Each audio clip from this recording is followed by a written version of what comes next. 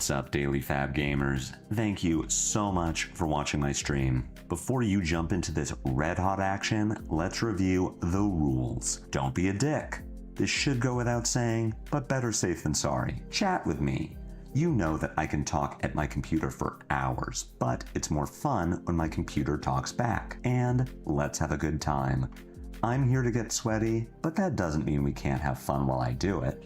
Use the chat command deck for a link to the deck I'm playing here. It's also in the video description. Some of these decks are sick, and you might want to play them in real life. In that case, let me refer you to Hemel from the Bazaar. It's never been more affordable to play in the flesh and blood. Players have been buying the cards they need from Hemel for years. I started buying from him in 2023 and have never found a better deal. The Bazaar's prices are lowest for singles and full sets, including new releases. Compendium of Rathe singles are available now and ship both domestically and internationally. Use the command Hemel for contact info, then message Hemel to see what he can do for you. Using the data command will produce a link to Fablazing.com, the best source for deck list, matchup, and tournament data. Do you have too much money? Give some of it to me. Custom channel tokens, as used by 2025 US National Champion and World's Philadelphia Top 8 competitor Majin Bay, are available on my Ko-Fi. And you can spam the coolest emojis in chat by becoming a member of the channel. Now sit back and get cozy because the stream begins now.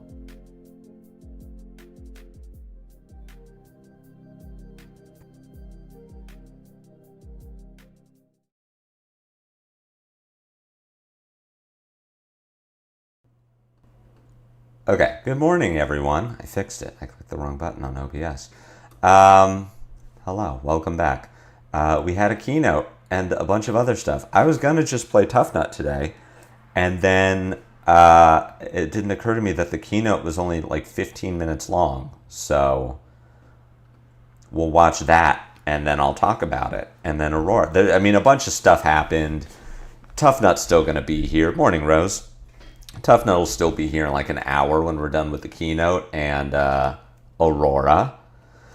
So yeah, we'll that's how we'll start. We'll do the keynote, 15 minutes. We'll watch it live. I know a lot of the spoilers, but I don't know most of like the not card related stuff. So a lot of this will be new to me. And then we'll talk about how the new spoilers impact Aurora, because it's significant. And then with whatever time we have left in the 2 hours, we'll play some Tuffnut. So, you know, without further ado, here's James White, everyone. Let me know if the audio is okay.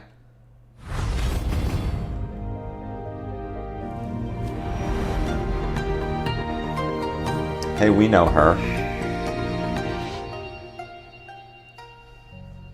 Konnichiwa and hello everyone. Konnichiwa. Whether you're in the halls of Pacifico Yokohama today or tuning in at home, thanks for watching. Love Kiwis. We're doing things a little differently today. We wanted to ensure that every player, regardless of where you are in the world, can experience this moment together. I'm in California. A massive slate to cover: the high voltage return to limited play and Omens of the Third Age, unsheathing a first look at the next Mastery Pack, the evolution of Silver Age precons, and of course, the reveal of the 2026 World Championship location. Well, I know where that is. Down, I saw that one. Time to ride the lightning. Yeah, I'm pretty excited about Worlds 2, Rose. Said a storm was gathering. Lauren Fiasco is very into Paris. Loves Paris, loves France. Just like the so we will definitely be going. Rathe, it offers a glimpse of the future, an omen of things to come. Back, baby. The shooting star was all about going fast, and her journey to living legend was no different. But her story doesn't end there. Aurora, Legacy of Tempest, brings back that same energy that made her a fan favorite in the first place. But this time, she's got some stunning new tricks up. All right. I don't love this weapon. Yeah, we will be there. Absolutely, 100%. No, we were already talking, like, if it was going to be Paris, we were going to Paris. And now it's for sure Paris. Scorpio. We'll talk more about this later. My little overlay is covering it, but it has 1 power. We'll talk about it later. Her sleeve. We're absolutely electrified to welcome her back and can't wait to watch you ride the lightning with her once more. Aurora is joined in her quest by Acilio, rocking a brand new form that's sure to amp up all arcane lovers out there. Together they will journey to the Aurora Keep and seek the aid of Ziggy Starlight, our first lightning illusionist, Ziggy's all alright. their glimmering glory. Lightning and Fish and Blood is all about speed, the split-second decisions, reality Sign your changing compass. movement I am a by known gravy going enjoyer. Again and again and again. Let's look at how that speed plays out on the table. Okay. Welcome to Volthaven. Ready to ride the lightning? Notably Let's play not an example turn with an Ziggy Iceland. Starlight, the newest lightning illusionist hero. We'll be starting our turn with a lightning flow token aura on the board and 3 cards in hand. Let's start our turn by attacking with Pulsing Cardia, Yeah, the 0 cost which is a nice. lightning illusionist attack action that costs 0 and attacks for 5. That's frag. Pulsing Cardia says, whenever this fragments, That's a gain common? 1 resource, and contains the keyword fragment. It's really good. Whenever a Can card I with play 2 or that more in defense Aurora? value defends this gets -2 attack. Our opponent blocks Pulsing Cardia with a wounding blow for 3. This triggers fragment, and Pulsing Cardia gets -2 attack, reducing its power. That's to a 3. missed fail card. We then gain 1 resource from Pulsing Cardia's effect, which says, whenever this fragments, gain 1 resource. Yeah, that's really good. Our opponent declares no further blocks, and we move to the reaction step, where Okay. we use that generated resource to play Auric Shards, a lightning illusionist instant aura that says, when this enters the arena, up to 1 target attack with fragment gets +1 pretty power. good. If this 1 has for a hollow counter, 6. instead the attack gets That's +4. not 1 because you have to It also has pay ward 1. 3. It's a Pulsing 2 card Cardia will be our target 6. attack with fragment, and it will gain +1 It, power, like, going up to 4. gives an on Next, hit, maybe? As an instant, we'll pitch our Blue Heavens Claws to activate Ziggy Starlight, paying 2 resources, tapping our hero, destroying a lightning flow, Yeah. and banishing an aura permanent we control with no hollow counters. Importantly, You come all back of this is and a you make part it of the 8 cost and to you shoot them for activate 2? Ziggy, so there is no window for our opponent to respond until Auric Shards is in the banished zone. We now return the banished aura to the arena with a hollow counter. This fills Auric Shard's condition that says, Ooh, I hope we're if getting this has a hollow counter, little perforated instead, the attack tokens, gets little half +4. tokens. I love So, those. Pulsing Cardia For gets an limited, additional those are always 4 power, fun. pushing it all the way up to 8. Our opponent declares no defense reactions and takes 5 damage from Pulsing Cardia. Finally, because an aura with a hollow counter has now entered the arena under our shoot with control, we Aphrodite. can activate our weapon Aphrodite as an instant. Aphrodite? paying our remaining I would not- resource and tapping it. I would Deal not 2 have arcane thought damage it was to our pronounced What Aphrodite. at first seemed That like was an really innocuous attack for 5 Aphrodite. became 10 damage in the blink of an eye. Ziggy gains this advantage through flickering auras at instant speed, Yeah, that's pretty reacting cracked. to their opponent's blocking. 3 card 11 Ziggy is, is an those are electrifying old Aurora and trippy numbers. new addition to the illusionist class. Now that we flickered some auras, let's sling some spells and take a look at Acilio. Sure. Forge continue. Yeah, the ward 1 chilling Acilio afterwards, plays with and the you can counter like burn blast to strategy. oblivion That's it back right, to your Wizard hand, then enjoyers. do the We're thing playing again. on our opponent's turn. Let's take a look at an example. We're currently being attacked by That little Wounding Blow Volzar. for 4 damage. What an We have idiot. 2 cards in hand and a lightning flow token on the board. To start, we're going to activate Acilio as an instant, pitching Okay. 1 resource, tapping, and destroying a lightning flow we control. We'll discard a like card these and create graphics. a ponder token. These are nice. If an instant is discarded this way, we can play it this turn.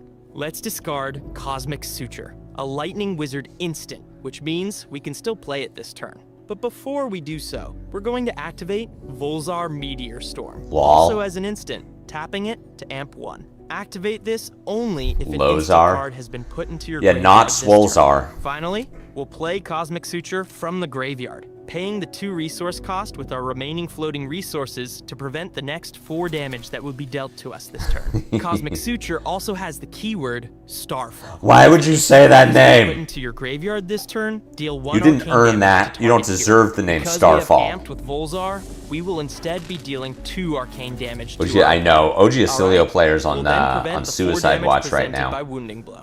And don't forget, we'll also be Are they, drawing a card with the Ponder token. Wellness at the check beginning on of your our next Acilio end friends. Staying 1 step ahead. That's, of our oh, I'm feeble sorry, you liked defense. amping 10. Finally, it's time to make the journey into the stars. Hey, we like Aurora her. is back and better than ever. It's our fate. Let's take a look at this fan favorite hero. I don't know about that. Two-card play. We'll see. How the Legacy of Tempest Better than ever is. We'll start our turn with a lightning flow token on the board. A way to Let's describe pitch this her. blue Heaven's Claws to activate Aurora as an instant. Okay. Paying 2, tapping our hero, and destroying a lightning flow token that we control to create an embodiment of lightning token. Sure. Next, we'll spend our remaining resource on dashing Flashfoot. A 1-cost, The 3 fuck? power, lightning runeblade attack. This says action, go again, it gets which has +1. Quick strike. If this has go again, it gets +1 power, and when this attacks a hero, So this is deal 1 a arcane damage to them. It also has, 1 the first for time this deals damage to 5? a hero, create an embodiment of lightning token. Because we're playing an attack action, our embodiment of lightning token gets destroyed, and gives dashing Flashfoot go again, satisfying quick strike. Like, This will deal 1 arcane we'll talk damage to about our it. opponent. Let's just say they have no arcane barrier. They I take love this that. damage, and we create an embodiment of I lightning love when my token. opponents present Dashing 80-0 Flashfoot into is my now lightning attacking rune for blade. 4 damage, with go again. Our opponent declares no blocks and takes 4 damage, a total of 5 from this 1 card. Next, we can continue the chain with Scorpio. That was what the Cottontail, Ziggy which card says was, though. action, tap, attack. Ziggy card just had that Activate this printed. only if you control a lightning attack. When this hits a hero, deal 1 arcane damage to them.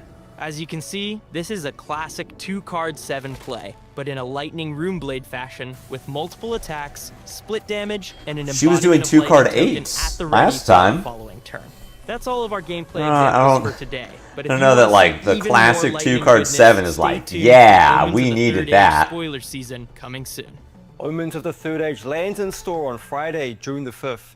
And as our I do hope it comes long-awaited in red. return to the limited format, my classic I invite you all Lightning to join Runeblade us for the 2-card world 8. premiere in Prague. And I'll remind you that these events always sell out.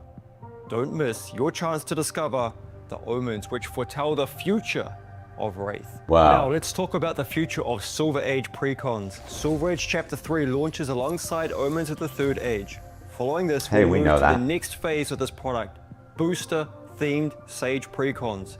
Starting with set 20, you'll see dedicated Silver Age decks that tie directly into the hero's lore and mechanics of the Okay. main booster sets. That's that are pretty released okay. I alongside. like that. I wish I could tell you more about them, but we're going to keep those details close to the chest. So for we're now. replacing Blitz The response precons to with Silver Age this season has been themed nothing short Sage of precons? incredible. And as we continue to integrate pretty good. fast, fun, affordable fab into the World Tour, we look forward to seeing new faces finding their place amongst the legends of our game. But I know what you're all really excited about, the voting. It's your chance to decide which Silver Age heroes will be benched for the Omen season. You can expect voting to start next month.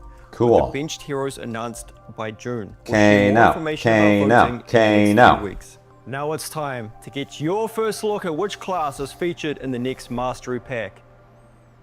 Practice is I to don't the care body about this. as the whetstone is to the blade. Man, they really, I'm, The flurry of for people who combat, like Warrior though, precision like good for is you. This is, you're up tremendous. sharp They mind, finally decided to sharp support your class. steel. Master your class. I do like Dynamo reprint though. I'm much more likely to play Warrior if I can get Dynamo for less than $130. Wielding a blade seasoned by hundreds of battles, he's the undisputed deathmatch champion. Remember when they told us that Olympia and Betsy were like printed as jokes? That they just didn't think people would like this hero, so they like had no intention to support Olympia or Betsy. Sharpen your blades, folks. This August, we're unsheathing the steel with Mastery Pack Warrior and Armory Deck Olympia. Mastery Pack Warrior features 3 heroes and 3 weapons, providing a deeper limited experience that focuses on the art Wow. of the blade. For of all the of your sharp crack steel, shuffle play new and faithful, enjoyment. will be available as glistening, Those are cool. double-sided, cold foil marbles. That Dawn for Blade Warrior looks fan really show. good. Yeah, the You marbles get are early sick. access to these products at Gen Con, the best 4 days in gaming. Now let's take a look at the next season of the World Tour and where you can play the game and see the world. I might play, I mean, I dump on Warrior, but I also dumped on Guardian for a long time, and here I am really loving Jarl, so I would go to Mexico City. I don't know if I will go to Mexico City, but I would love to go to Mexico City.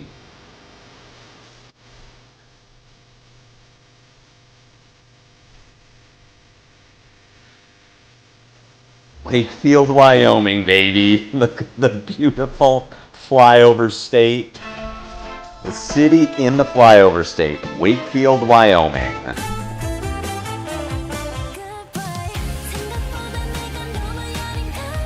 I would also go to Seoul. They are, there are too many international trips right next to each other. Like Mexico City into Seoul into Paris would be like so much money, but would be so much fun.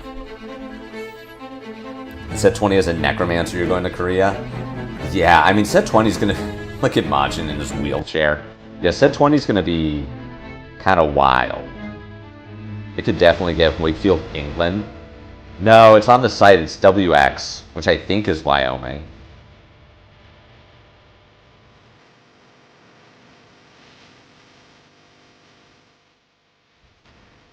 I mean, it's just announcing the location, right? You can just tell us.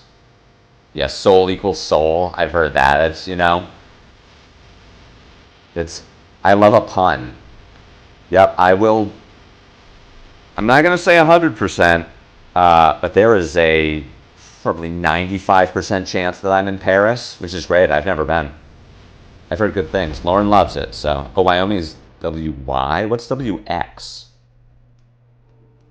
That's right, we're heading to Paris. We're bringing the pinnacle of fab to La Ville Lumiere. It's been on my wish list for a very long time. Where but is we aren't this? stopping there, folks. For the first time ever, the World Tour lands in Seoul, South Korea, for the world Seoul is premiere very of cool. Set 20. Seoul is a truly iconic city for all things pop WX culture and gaming. Wakefield. From K-pop to kimchi, getting to bring a world premiere to South Korea, and for a landmark set at that, as both an Oh, it honor is in England. and a testament Oh, then to I'm the global definitely not vibrance going. of the flesh and blood community. Finally, Oh my October God. brings a milestone I once only dreamed of.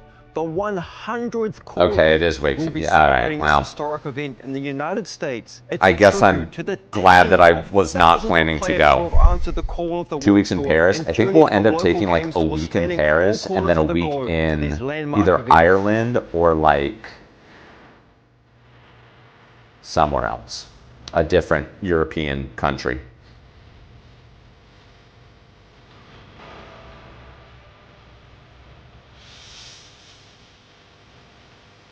Blitz Sage Precons, we know about all this. Mastery Pack Warrior.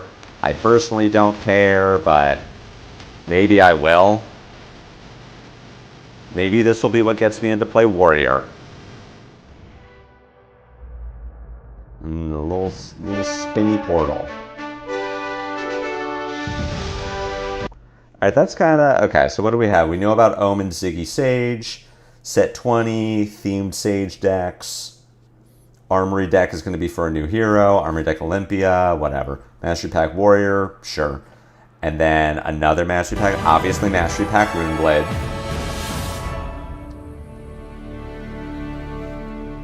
Now that we've let the lightning flow and unsheathed the next Mastery Pack, we Hey. set our sights on Paris and Seoul, showcasing Fish and Blood's 20th These set. shit stars that just Omens laugh that in the darken face. Rathe and stain the sky aren't just warnings, they're a sign of what's to come. Thanks for watching. I know we were and all thank concerned you for about, your belief in our mission to bring people together. How are two Asilios going to be on the format at the same time? And the answer is there won't be. All our Pro Tour competitors. This old Asilio and just tune doesn't in exist to the anymore. live stream for many amazing games coming to you live this weekend from Pro Tour Yokohama.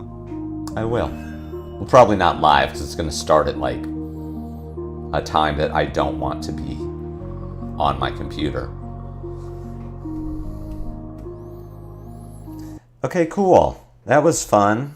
That was we did it. We watched and we reacted. What am I doing? I'm trying to find this one. Boop. Spoiler time. Let's talk about new spoilers. I'm so sad for my Asilio friends. Yeah, I don't see why you would play old Asilio. All right, new spoilers. Aphrodisias. I really thought this was Aphrodisias. Like, I was so ready for just like jokes about I'm gonna throw up whenever Ziggy would like flicker something stupid and make some big play. Aphrodisias. I'm still gonna call it Aphrodisias, and I'm still gonna say I'm gonna throw up.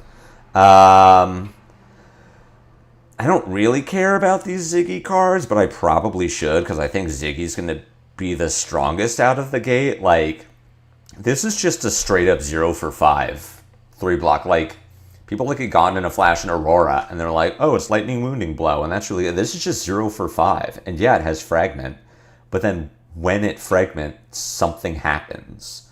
So you put a 3-block in front of it, and it goes to 3, and like, cool, you covered it. I should put some music on for anyone who, like me, cannot focus without music. But imagine you only have 2 blocks, or imagine you want to put armor in front of this, and then they make 2 resources. It's so good.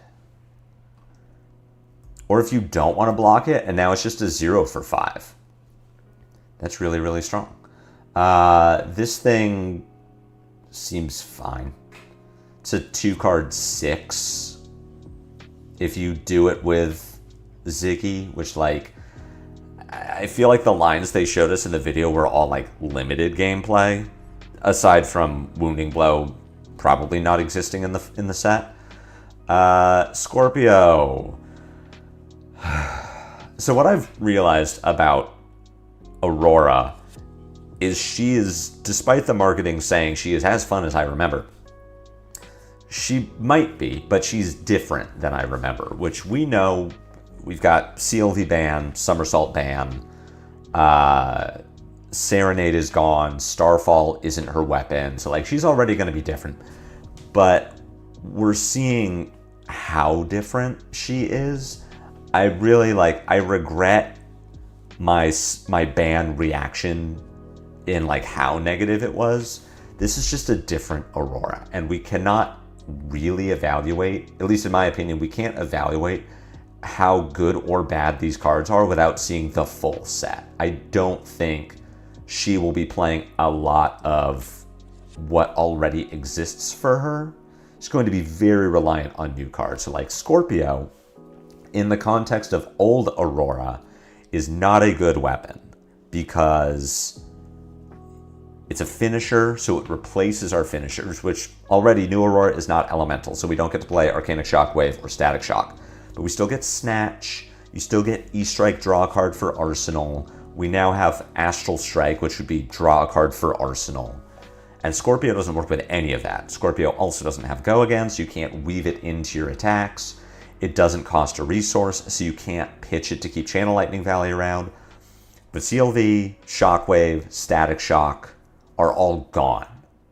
And with Quick Strike being her new keyword, it's very clear that they are telling us to play the minigame. Like, activate, make Lightning Flow, activate Aurora, make your embodiments, keep your things Go Again, chain your embodiments together, and if everything is getting Go Again, then yeah, it doesn't matter that Scorpio is a finisher because we don't have finishers. What's also into, someone confirmed for me, if I control a lightning attack, so if I pitch Voltbound Duality to Aurora's ability, and Voltbound Duality is now in my pitch zone, does that count as me controlling a lightning attack? Or do I have to have a lightning attack on the combat chain? Because if Duality can just be in my pitch zone, and we want to be pitching to Aurora anyway, then Duality, Heaven's Claws, I don't control pitch. Okay, so that's a non-starter, which I guess is good because it means that I'm now less incentivized to play something like Blue Heaven's Claws.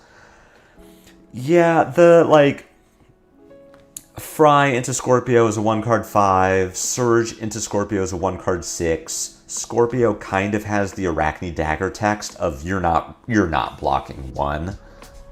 It does make Fiddler's Green very good into Aurora, but my thought is if we're getting a bunch of cards like Dashing Flashfoot, we just can't evaluate new Aurora on old Aurora standards. I look at Scorpio and I say, in the context of old Aurora, this is much worse than Starfall, and I don't like this weapon. In the context of new Aurora, it might be very good. Yeah, I always use KO as a point of reference, but his are cards you own, or literally cards in your pitch. So you're right. that would make sense to me. I will believe all of you that I have to have the attack on the chain, which definitely makes Scorpio restrictive.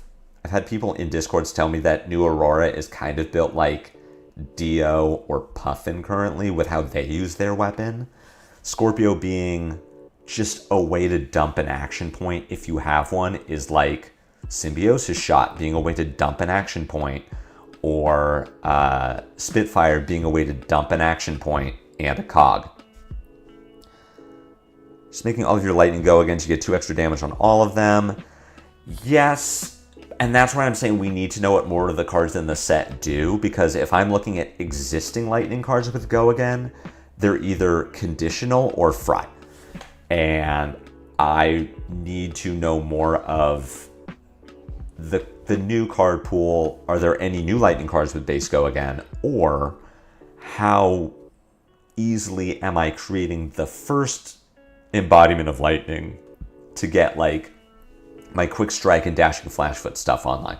I'm really hoping flashfoot is a rainbow, because this in red would be sick. Dualities we already knew about. Listen, as much as I'm looking at Scorpio like, dang, this is so much worse than Starfall. Dang, I'd be playing Reaping Blade if we had this. Anytime I feel bad about Aurora's new weapon, I can look at Volzar and feel just a little bit better about it. Can't wait to use Scorpio and Sagebriar. Play a different chess piece and occasionally end the chain with it instead of Starfall once per game. I haven't played enough of recent Sagebriar to know, but I do think Sagebriar is going to go pretty insane. Like, just having duality. Like, the list that won the calling had 8 sources of instant speed arcane damage, right? Burnout Shock, Sigil of Voltaris, Sigil of Suffering, and something else. And now she's just getting, like, this is just a playable blue. Like, this is just a blue 3-block lightning card that Briar will play. And also, you can kill people with it on their turn at the end of the game. And she gets a rainbow of it. Like, Sage, Briar, and Aurora are going to go nuts. Yeah, new Volzar is, someone suggested that the Volzar ban and subsequent replacement is the harshest ban in Flesh and Blood history. Like, no other ban has single-handedly ruined a hero the way that old Volzar being replaced by new Volzar kills old Acilio. And I read a comparison between the only Lexi, with people suggesting that they ban Voltaire, and like what that would do to Lexi if Voltaire didn't exist. It seems similar. Like,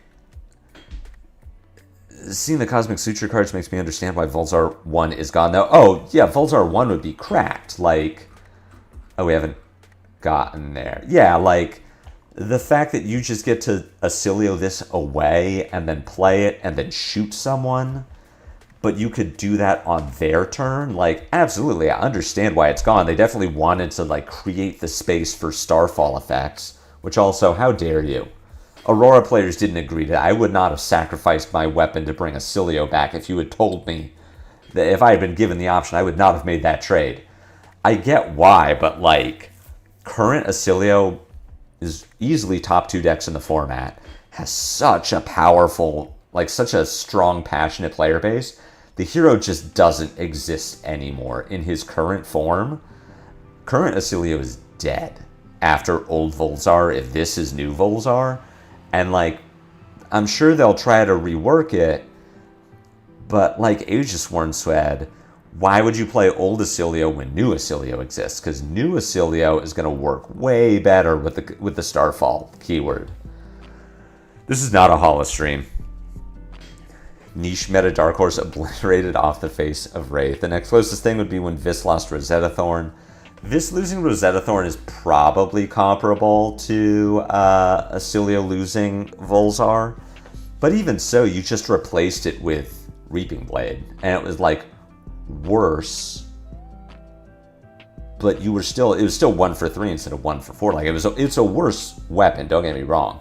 But it didn't mess with its cost curve at all. It didn't necessarily, it made the deck worse, but it didn't change how you could play it.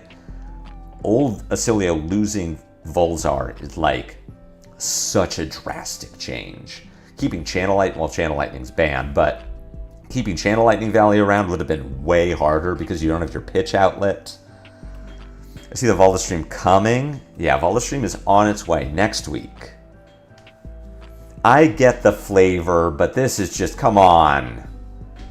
I would happily, if you could tell me that I could kill old Volzar, not have new Acilio, and also get Starfall back, 100%.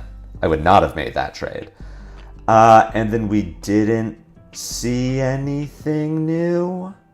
We have the same Lightning cards that existed before. All right. Yeah, Ziggy seems like it'll be the most broken one out of the gate. New Aurora might be fine. I really don't have a way to evaluate this right now. What if Legal in Aurora 2, go again, Lightning. All right, what do we got? Oh, I need to make this an... Dang, I have to do the whole thing over. Oh, wait, no, I don't. Type attack. Nope. I formatted it wrong.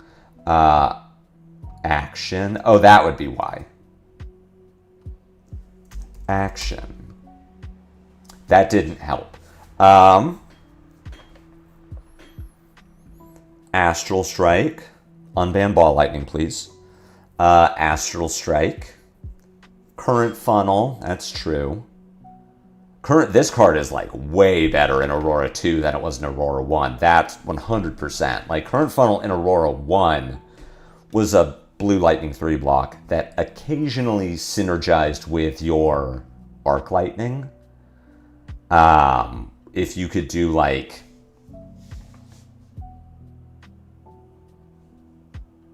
There was a line with Arc Lightning.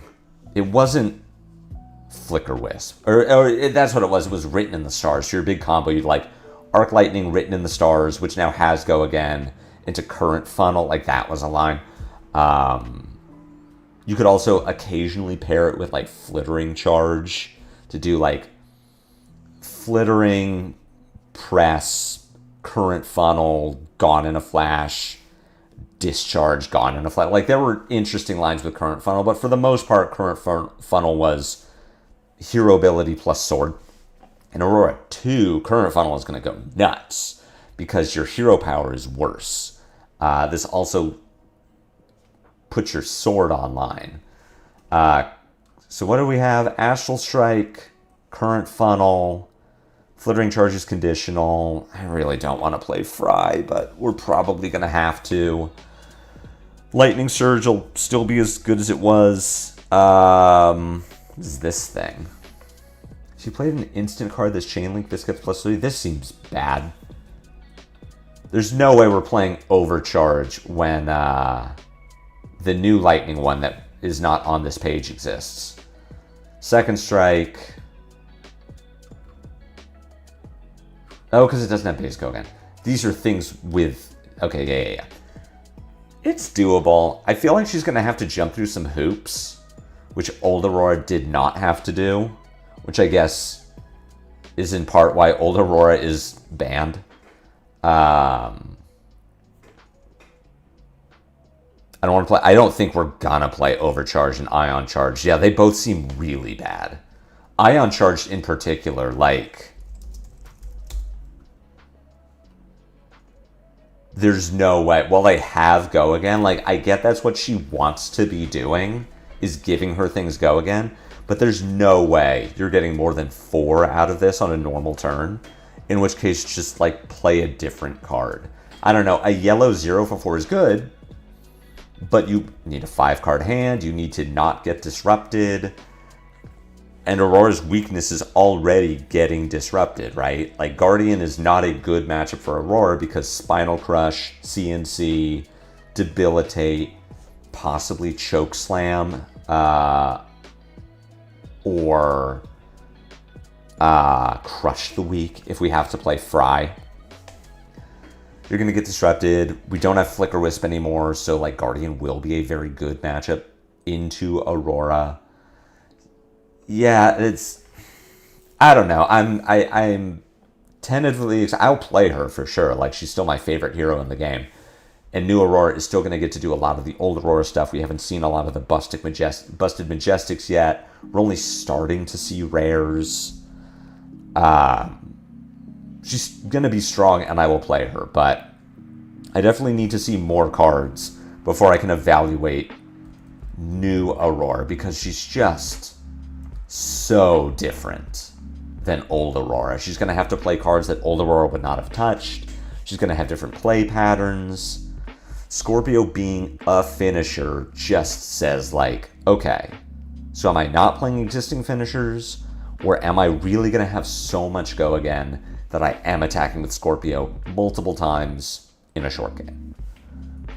We're probably also just playing Scorpio because, like, what else am I playing? Book, right? She's a nerd now. We just make rune chants. Dread Scythe. If she's playing a bunch of blues, it's actually not unreasonable that we would play Dread Scythe. Depending on how many blues she needs to actually play the minigame. That's banned. That's banned. That's banned. That's banned. That's banned. Scepter of Pain Aurora, huh? Makes an Astral Strike go again into Scepter of Pain, make a rune chant. Talishar Aurora. No, we're either playing Scorpio or unironically Dread Scythe. Like, if her blue count is high enough, she could actually play Dread Scythe, which is kind of interesting. Like, it's not... So Reaping Blade tech existed back in the day as a counter to CYB New. You could actually fatigue New with Reaping Blade. And my brief stint on Florian playing into Verdance and trying to keep her off of combo, like, Dread Scythe was actually a reasonable card. Listen, Rose, I'm just looking at what we could possibly play besides Scorpio. It's probably Scorpio, but like Dread Scythe is just, it takes up one sideboard slot. Like, all I'm saying is it's not unreasonable. But yeah, so things are seeming okay, you know? Yeah, we'll see. We'll see how it's looking, but interesting spoilers, interesting keynote. I will probably not be a warrior player, but who can know? I never thought I'd be a guardian player, and here we are. So now it's Tuffnut time. Everyone switch gears for Tuffnut. Like the title used to say, we have Meat X in the sideboard now. Why do we have Meat X in the sideboard? Not for Victor, that's for sure. I'm thinking about options for for races. Sorry, I have to think now. Victor Goldmane. I want to convert hands. I should probably play Thick Hide Hunter. This seems fine. I'm not going to board over 60. We're not getting fatigued. Victor on 68 cards. I think I'm just arsenaling this Buckwild and saying go. Which means we can Tuffnut. And then pass. If you need to not get fatigued, being able to pitch a blue for damage, I guess, could matter. Scorpio. So I don't know how... I was seeking confirmation in the chat. Of how if you control a lightning attack works with your pitch zone. Like, if I pitch a lightning attack to do something to Scorpio, can I attack with Scorpio? For 7, you say? Definitely block with Smash Up. Alternatively, I could not block, put a 7 on top of my deck. That's dumb. I think we're blocking. We might just play Buck Wild unless there's a blue 6 on top of my deck. I think we're just making this block. You get a Vigor. I do want to sink Rip off the top. Giving Victor a Vigor is scary. I think we're gonna nut here. I was not expecting a blue 6 on top of my deck. If there was a blue 6 on top of my deck, dang, that sucks. But I'm more likely to not hit, and I'd rather just Gauntlets instead. Oh, I see what you're saying, as a reason to not run Scythe. Or as a reason to run Scythe. I think there's a decent chance that Aurora is playing Scythe.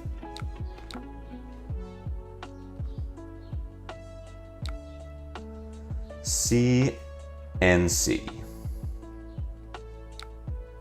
For 9? Oh my god. That's right, because Goldmane Estate is a fair and balanced card.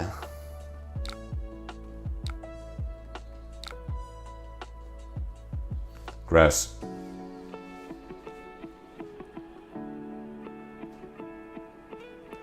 Yeah, I gotta do that. I want my Buck Wild.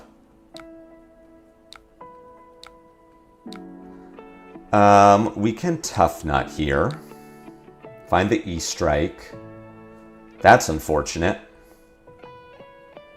Wow, that's terrible. Very happy about Dory Quicksilver Prodigy coming to Sage. Only traditional warrior I'd spent a lot of time on. Oh, there's the blue 6 I needed. Man, that sucks. This game is not going well. Hey, look, it's a really dumb card.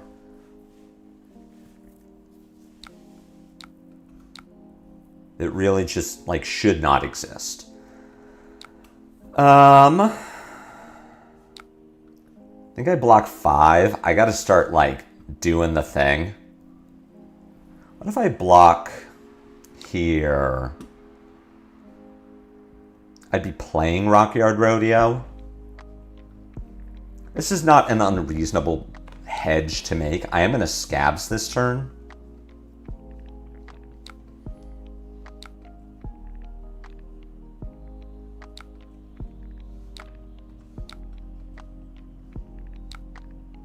All right, let's Tuffnut. Go ahead and Tunic. Play Rodeo. I'm going to Arsenal The Crowd Goes Wild to save for potential Go Again plays. Wow, Victor won a Clash. I don't think I realized like how bad this matchup is for Tuffnut because we are clashing. Like we're clashing against the Clash hero.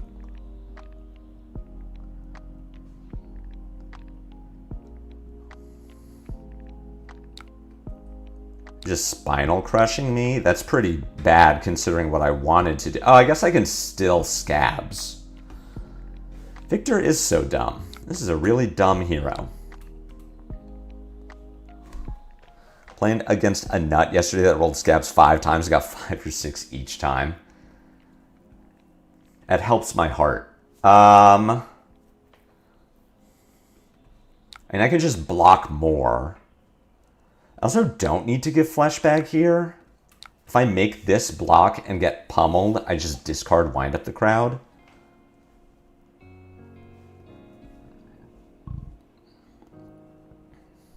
Hope everyone who plans to play him at my con gets a flat tire decklist error and soda all over their shirt. Victor's a pretty dumb hero. I would have liked to see this hero get a ban of some kind. I wish I wasn't getting Spinal Crush so that I could, like, do a thing.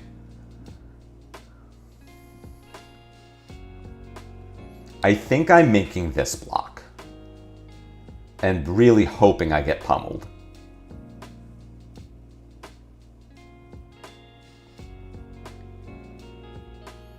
I'm not planning to discard Wind Up the Crowd now, unless I get pummeled. I'm going to do it on my turn. So I'm going to Tuffnut. If I hit a blue for rock, that's sick. Either way, I'm probably just discarding Wind Up. But if I hit like a red or something, if I hit a red, basically if I miss on Crowd Goes Wild, I will pitch the Wind Up the Crowd. Talishar, please. What's Talishar doing? Are we down?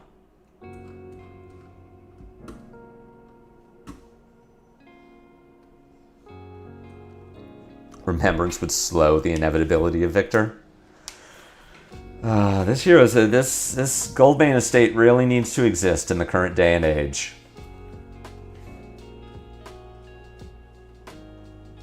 One of us is lagging, and I feel like it's me, but I did just refresh the page. I'm seeing another person posting lag. All right, Talishar. Oh, there we go. Okay, we're maybe getting there now.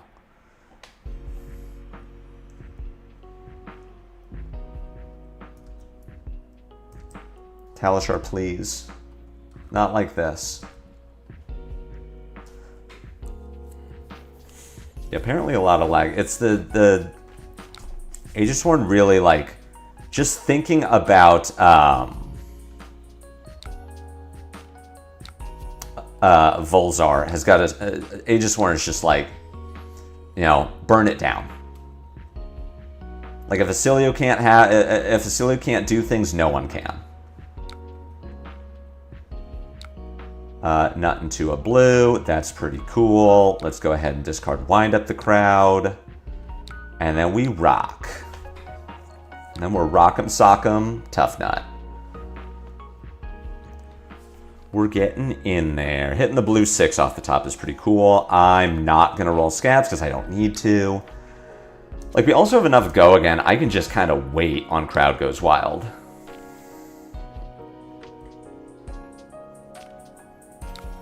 Like, this is just fine to sit in my arsenal for a bit. I'm going to get a Vigor on my next turn. Like, here we can just E-Strike Go again, Crowd Goes Wild, depending on what I hit. Debilitate for 8. We can go ahead and block 5 here. We'll clash. We'll probably lose because it's what we do. We do, in fact, lose. Do I want to sink Wrecker Romp? No. I do not want to sink Wrecker Romp. I want to leave that on top of my deck so that I can rock. We're going to go E-Strike Go again. We do this first to play around the... well, because 5 is a better number. I'd rather go 5-8 than 6-7. We Tuffnut here in response to the Trounce because I want the Wrecker Romp in my pitch. Wow, I can't believe that Victor won clashes. It's so interesting. Crush effects into Tuffnuts does feel a bit rough at times.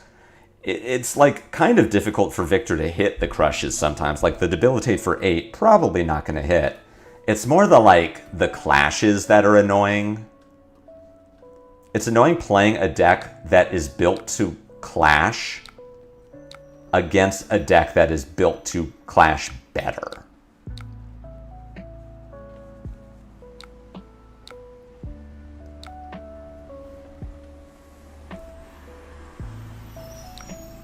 So I could just block 9 here. Discard my Vigorous Smash Up to the Thick Hide Hunter, I think is what I'm doing.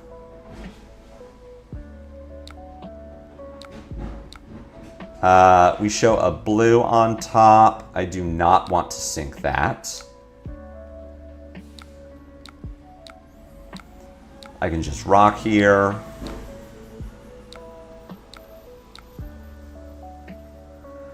I don't need to scabs. Like, this Crowd Goes Wild, I think is fine to just sit in my arsenal. Like, my concern is that Victor has 2 more CNCs.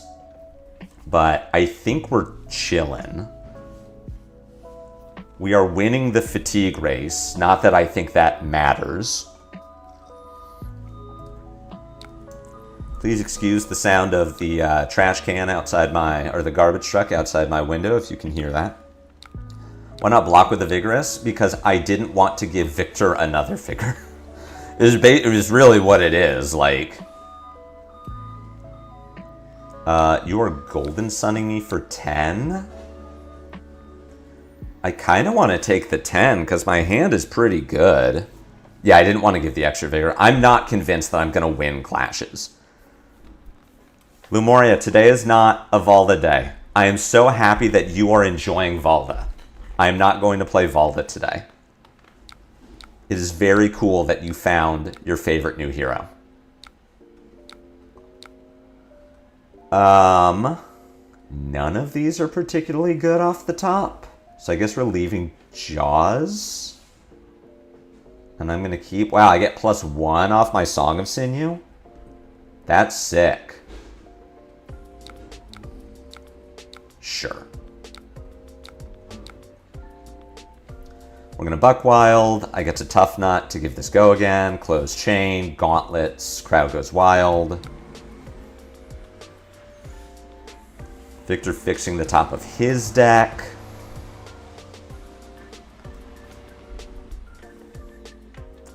We just stay farther behind.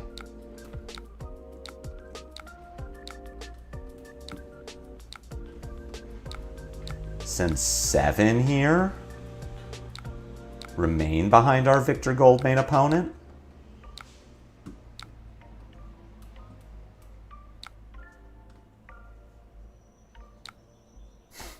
Double pummel. Love to see that. What are we doing? Draw a card, then pitch a random card from your hand. If it has 6 or more power, your next attack this turn gets +3.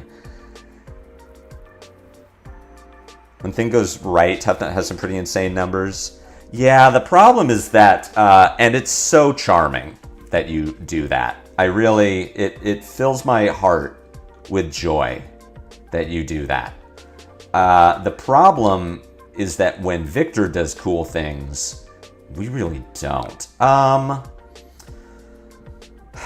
We've seen 2 Test of Iron Grips. What are the chances that Victor has another one? I'm gonna take the chance. If Victor has an Iron Grip here, we just get blown out. But if Victor doesn't have an Iron Grip, then I get to present some interesting damage. But rip off the top with 2 5 powers in hand is not it. Even if we get Iron Gripped, I probably get to Tuffnut Rock. My Tunic is up. Okay. Let's go ahead and nut. Into the rip. Into rock. 5 for 10 is kind of cool. Yeah, Laser Witch, I like.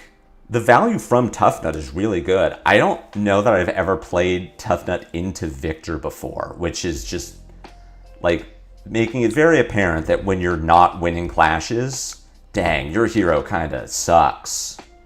Like, when you're not winning clashes, you're not doing the thing.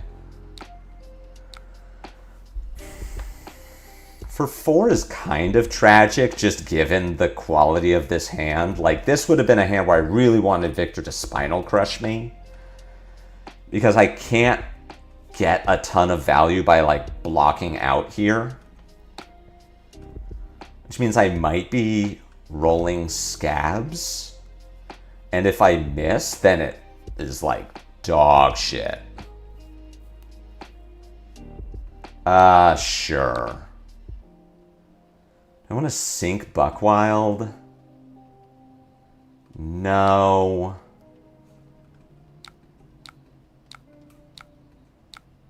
We give Victor a... What did you have on top? We had a Boulder Drop? Alright, we gotta roll Scabs. 2 is fine. We'll just send right behind you for 6, and then I get to make a toughness. Yeah, we really want to be winning clashes. I mean, the same happens for Victor, too. Like, whenever Victor is unlucky enough to win a clash, or to lose a clash, it's very apparent just, like, how bad the hero is. I'm going to Tuffnut in response to the Trounce, just because I want... Oh, I should have Tuffnutted first, so that I could have Gauntletsed. I'm going to see if my opponent will let me do that. Although Talishar also appears to be lagging, so who knows if we're ever going to get the chance. Yeah, I want to roll Scabs, get the 2, Tuffnut because I know at the top of my deck is into Gauntlets right behind you, is the actual good way to do it. I don't want to give up on Tuffnut, but man, this game makes it hard for me. Tuffnut is definitely my for fun deck, right? I'm not playing this deck because I think it's competitive. I am playing this deck because it's fun. It's fun on stream. People enjoy watching it. I also do not like the clash mechanic. I'll tell my opponent, thanks. I also do not like the clash mechanic. There's very little skill involved. The skill in clashing comes from deck construction. Right, we tie.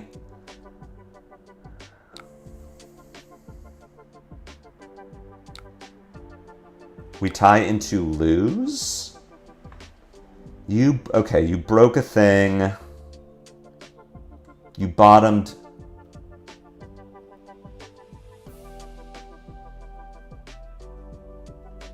What? No, you did, okay. You broke a gold and then we tied again? I think...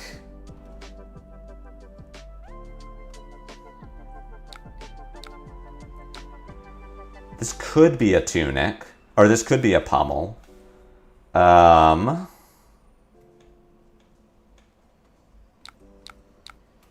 think I just block out and try to fix the top of my deck.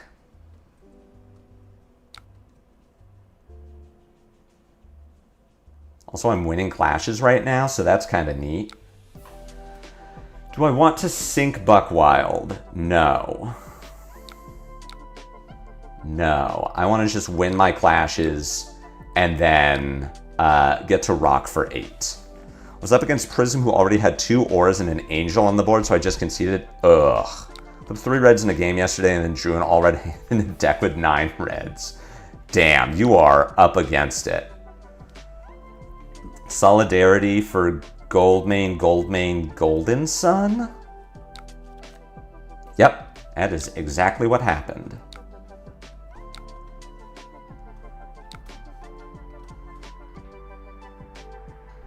Well, thankfully my hand blocks. My next hand is going to block pretty well. Okay, so Victor has shuffled, which means that the 2 pummels are spread back in. I was playing Marlin yesterday and drew an all-red hand with 3 oak, then drew 3 reds off 3 oak. At the same time, that was every single red in my deck. Jesus. This is bananas. What, the Victor side or the Tuffnut side? If I wanted to not play the game, I'd be playing Magic. Lamau. LMAO. LOL. You put a card on top of your... Oh, you just do that? No, you can put it on bottom. You chose to keep it on top. That's spooky.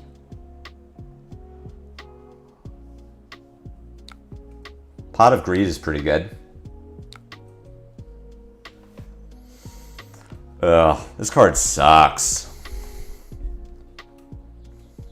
It's very good. They're not going to ban Riches because they will never ban a Fable. But man, Mastery Pack Warrior giving Kasai support and oh my god, Armory deck Olympia plus Mastery Pack Warrior. Riches is going to be like a $500 card. Riches is going to be incredibly expensive. It's wild how expensive Riches is going to be. What does this hand do? This hand really wants to block 7. You straight go again.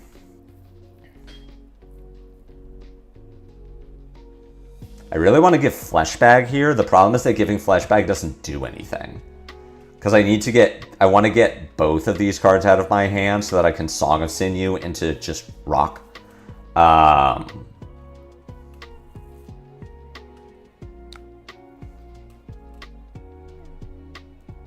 Like, I could block 9 on this E-Strike just to get rid of it, but there's no way that's good.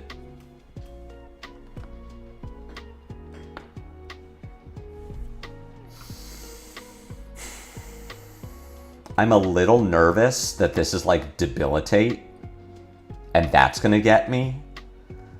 Hulk Up will just... I could just do this and it's fine. I could do this and roll Scabs.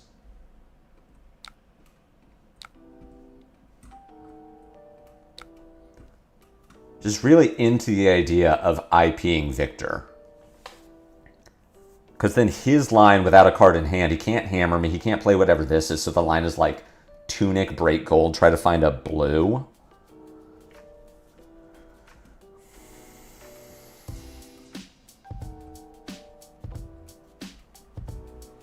This is fine. I'll put 2 in front of the hammer. I'll hope that it's a hammer and not like Debilitate.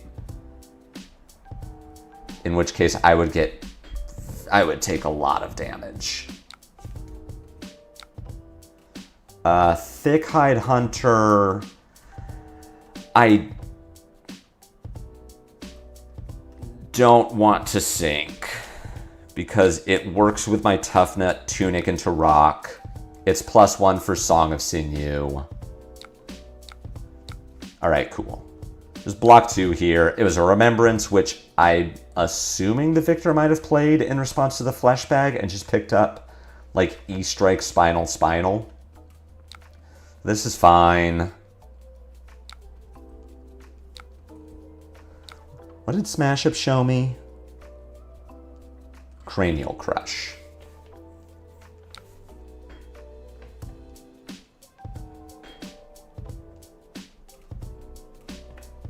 A blue 4 block.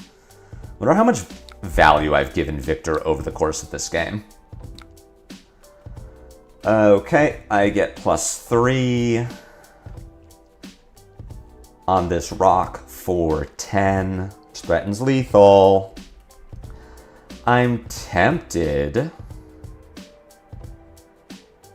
to take the Jaws button, to leave the Thickhide on top, Tuffnut, Tunic, rock, into keep Buckwild, Jaws, so that if the Victor doesn't do anything that impressive, then I can do a lot, but I think it's important to just...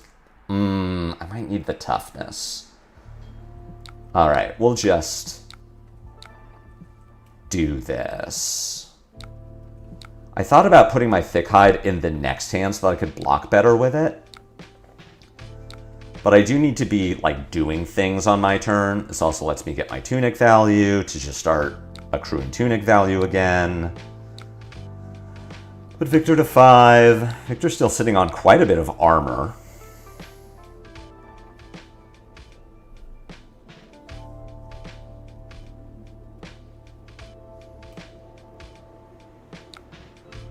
It's me boosting Spend Dog.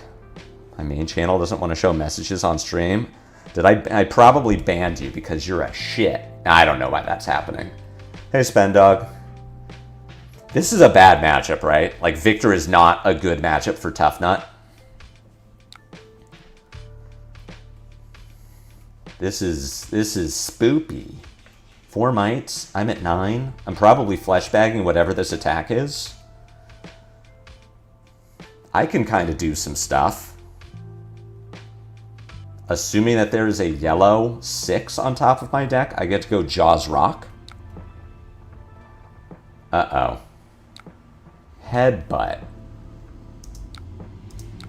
What is this? This can't be defended by non-head equipment. If you have a head equipment, 4 or more damage. Alright, well, I guess I'm blocking with this headbutt then.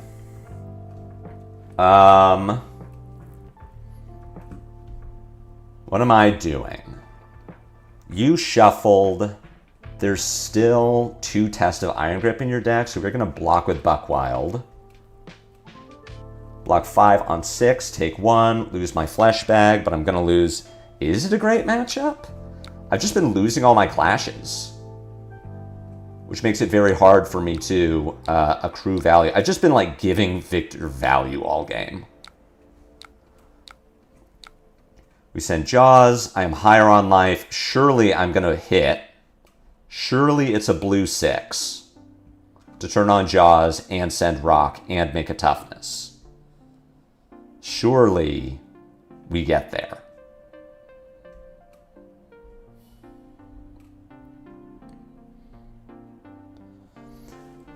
Guardian in general is a good matchup for Tuffnut. I feel like Victor in particular is a bad matchup for Tuffnut.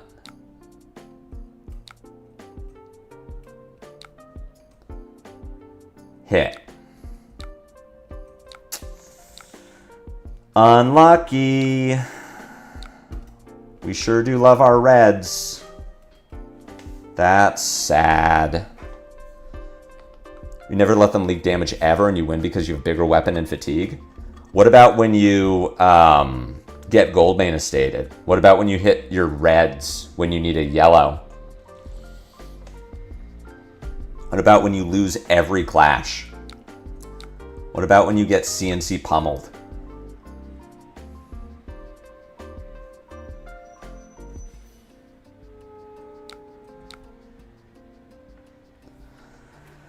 Like, bruh, you cannot tell me that this is a good matchup. You cannot tell me that this is okay for Tuffnut. When you lose every clash, and they accrue value by winning your clashes.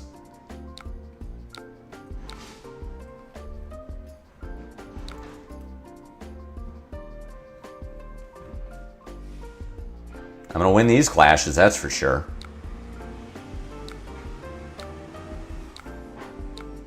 That was kind of cool. Goldmane Estate literally doesn't matter. I would love for you to watch this game back then.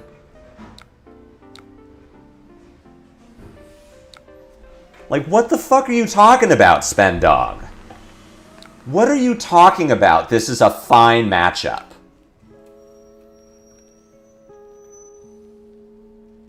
How do I look at my opponent's value?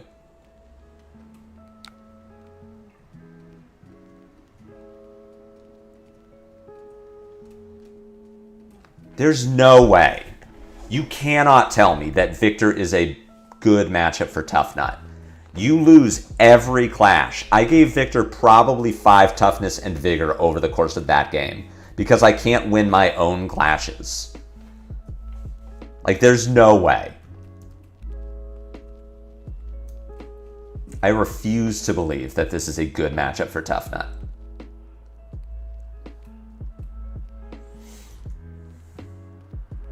Now this I could see being a good matchup for Tuffnut.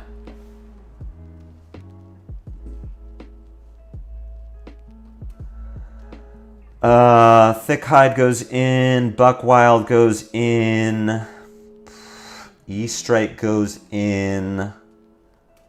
Probably cut Vigorous Red that I should have... Where is it? That I probably should have cut into Victor. Play Battlefront instead. This is the reason I plan to play the deck.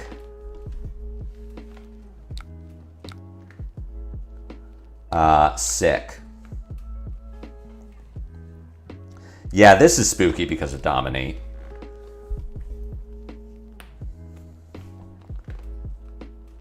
I don't feel... I mean, I feel better about it than I do into Victor.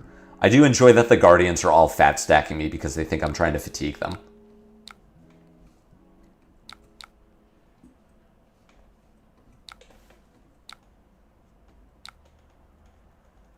Do I want to sync Rip off the top? Yes. Hey. Do I want that on top? That's fine.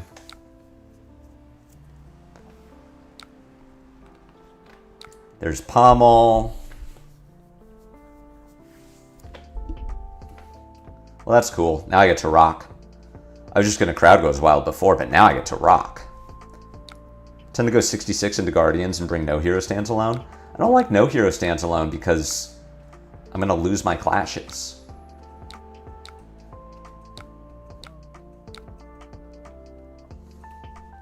I think they have to hedge just in case. I mean, I guess Tuffnut in general is fatiguing heroes just based on the way the hero works, but like, is fatigue Tuffnut a thing? Is that a real deck that people really need to care about?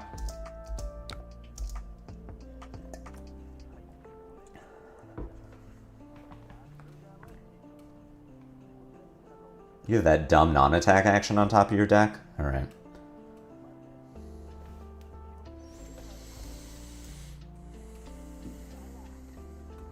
Talishar, please.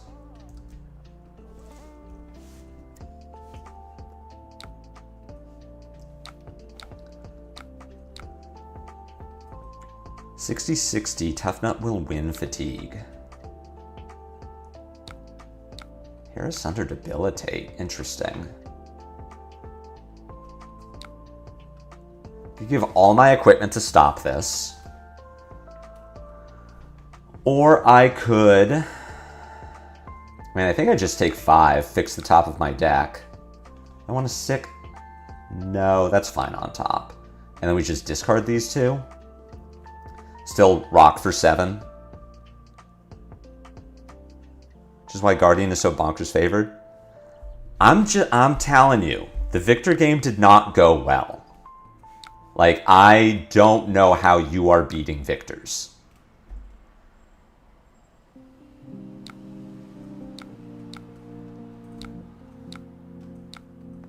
Rock for 5. It's okay. Arvala's going to stop chaining disruption eventually. I'm sure of it. Surely they won't keep chaining disruption.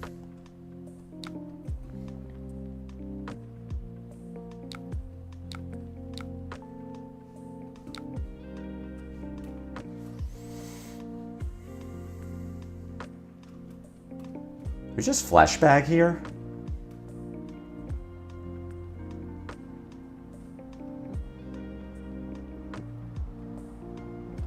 Surely I just make them have it. Ah, the E-Strike is a little awkward.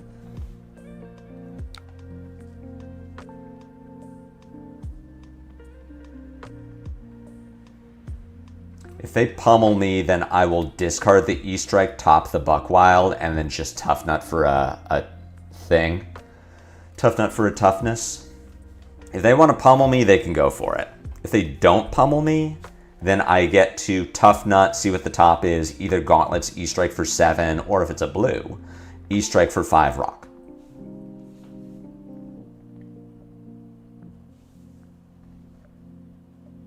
Block with E-Strike, Buckwild, rock. Booty Sweat, you are significantly too confident that there will be a blue on top of my deck. Alright, I don't think it's me. I think it's my opponent. Is thinking about their lines. This is true. Lupine loves the aggro. Well, what else does this hand do?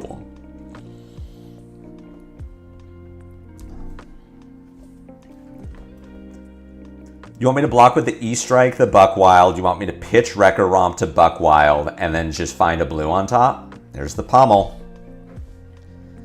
E-Strike and Tuffnut is just for converting larger hands.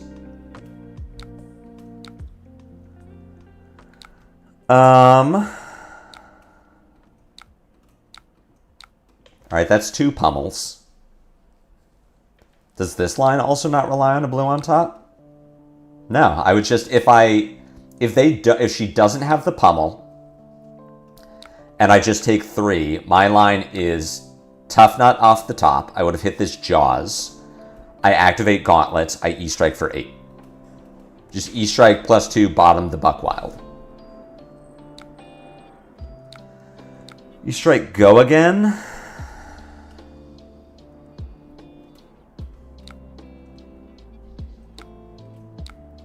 Smash up, find this. Which I do not want to sink.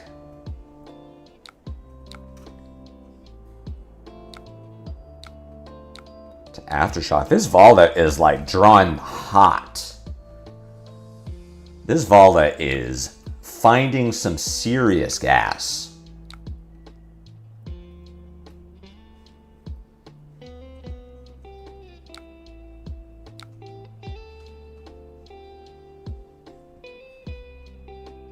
Talishar, please.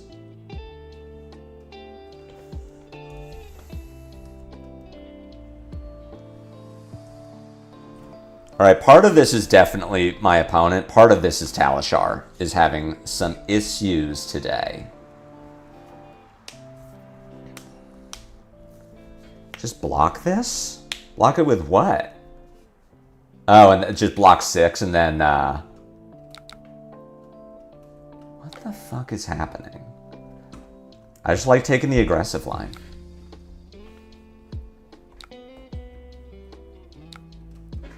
You would have put 6 in front of the Aftershock and then just rocked.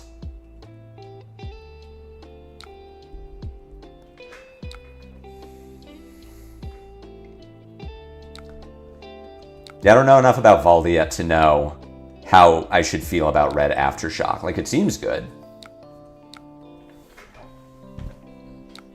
But I know it isn't the tech that they're usually on. I mean, this one is definitely setting up. There is a seismic impact in hand, so she could get to the dominate if she needed to. Thankfully, I have toughness. Here's the impact.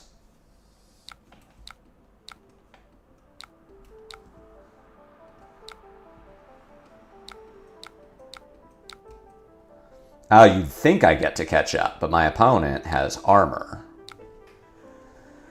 Cranial Crush for 8 dominate, so I can probably just block 7 here, take 1. My line is going to be Buckwild Overpitch into Rock.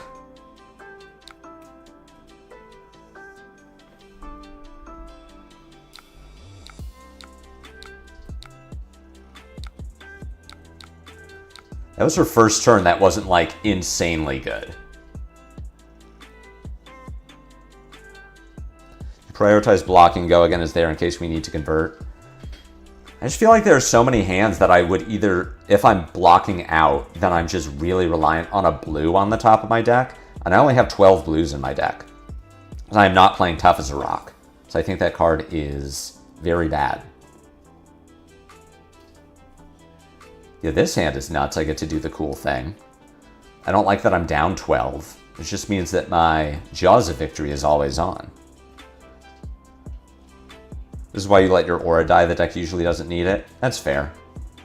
Without knowing what your hand was on that turn, it felt like you made an aggressive play, but yeah, for all I know, your hand was just like, didn't work otherwise. I'm only on 12 blues. Tough as a Rock was very bad for me. The first time I played your new list, Tough as in 4 games, Tough as a Rock was never a 6.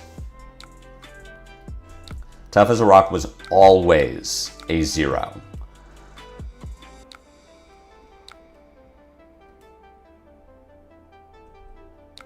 This hand is kind of good.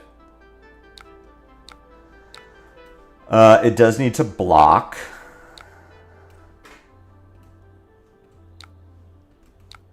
Which means it just does this. I can do... block 7 like this. I do need to start blocking with gauntlets, so we're definitely making this block. Tunic into Ripoff is very greedy, so we're just making this block. You find a blue, unfortunately. I find a yellow. I can Tunic, Ripoff, flip the yellow. We'll leave the right behind you on top. That's right, you watched that stream. Yeah, that shit was infuriating. After that, I'm like, there's no way. There's no way I'm ever playing tough as a rock.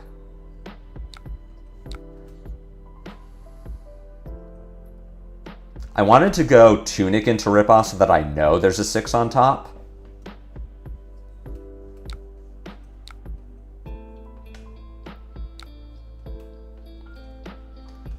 I'm never sure how I'm supposed to, when I'm supposed to Tunic into Ripoff or when I'm supposed to Tuffnut to Ripoff. Is using Tunic for Ripoff really bad?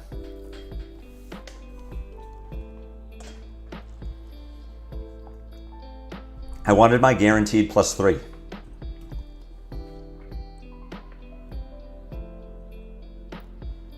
But I see what you're saying. Like, anytime I'm using the Tunic when I don't need to is like, yeah, I'm just setting myself up to not be able to do it later. I understand.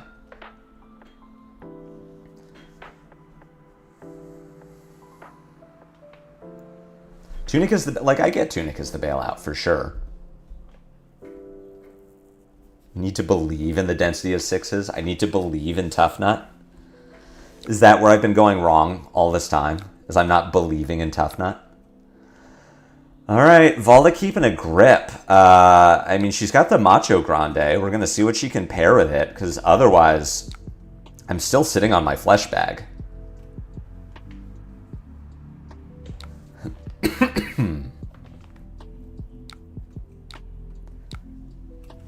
Batter to a pulp for 10, and I don't know what's in your hand.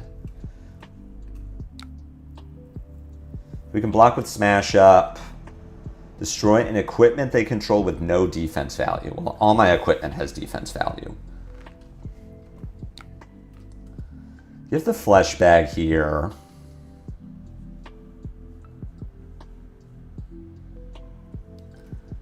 I mean, what I can do is just block 7.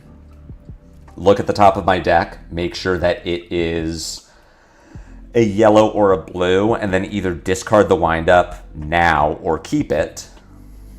Which means that this is what I'm doing.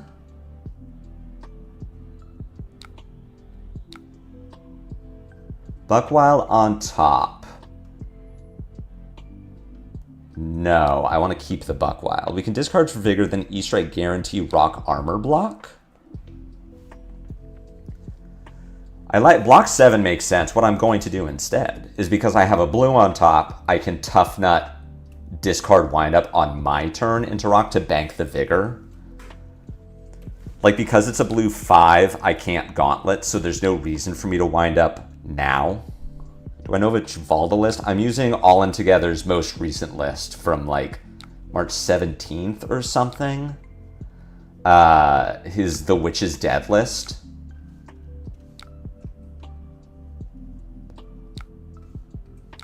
Have a rock. Please block. Please gib cards. Valda only on 1 seismic. I still have my flesh bag. I've got the Vigor banked, so there's a very good chance that I could still rock even if I give Tunic here.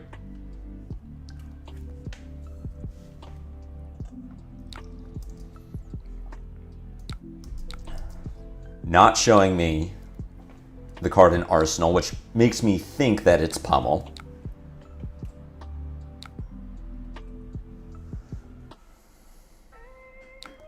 This hand is kind of gas.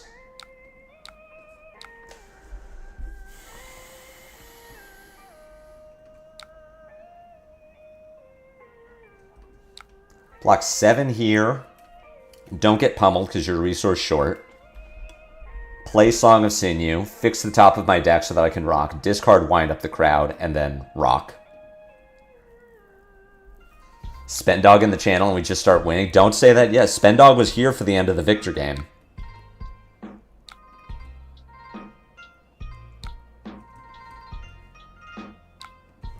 Spendog saw that. Spendog couldn't fix it.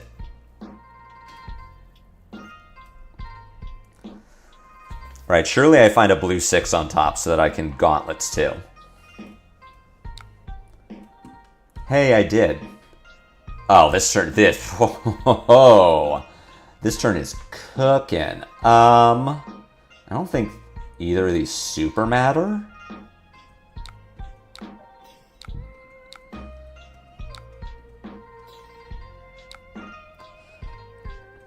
I also wish you were there for the start of the Victor game. You could have told me what to do.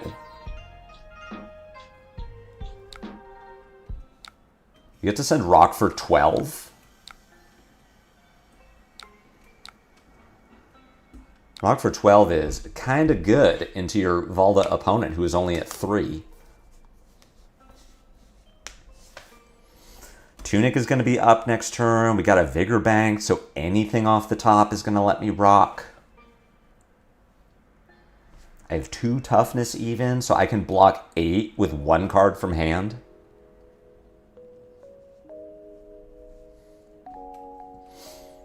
I don't think Valda's going to get to play this pummel this game, unless I, like, super brick. Which seems unlikely. I have 7 Buckwilds, 2 E-Strikes, 2 Jaws left in the deck. 1 more Song, 2 more Ripoff. I have ways to convert hands. Can always roll Scabs if I really want to give the game away.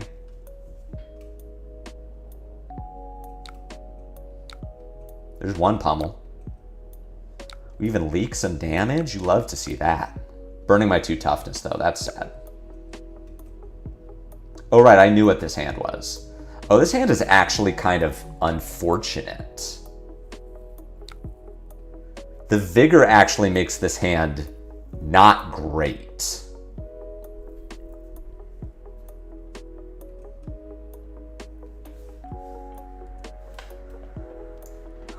Now I just double clicked, so I think I'm going to pass to the end of my turn.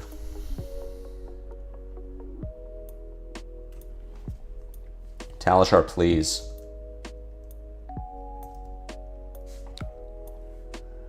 We can't overpitch, can we? How do we overpitch? Because I can't pitch the yellow into the yellow. I can't activate gauntlets without having a 6 in my pitch. Oh, I see what you're saying. Yeah. Yeah. You're right.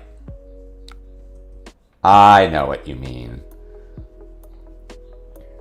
But what about Test of Iron Grip? Oh shit, Test just lets me... Yeah. Test just lets me reset, lets me Tuffnut and fix it. No, Mosered, Spendog's right. We pitch like this, and then I close chain, activate gauntlets, Tuffnut.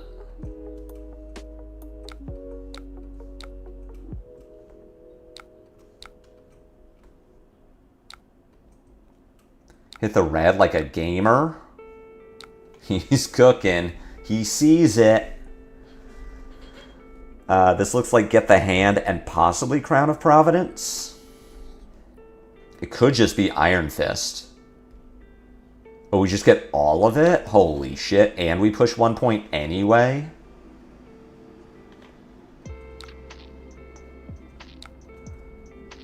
We are up tremendous.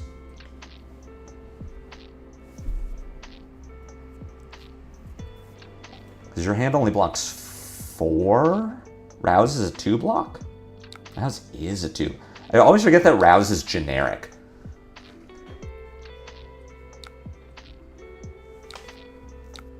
No, betrayed by my own toughness.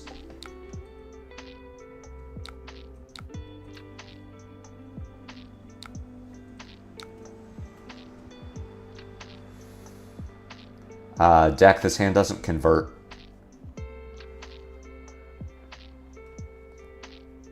Like, we're not rolling Scabs here, because this is a pummel. I assume I'm just on Tuffnut, Gauntlet, Rockyard.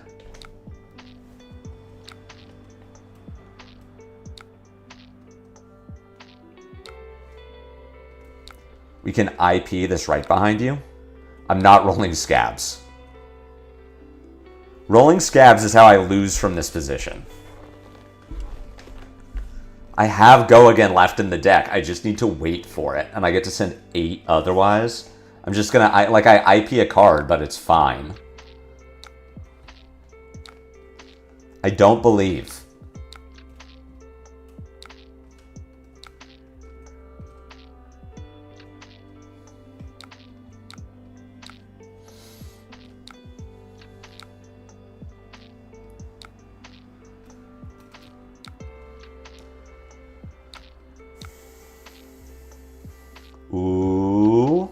that on top. Win the clash one time. Win the clash one time. We did not win the clash. That's fine on top.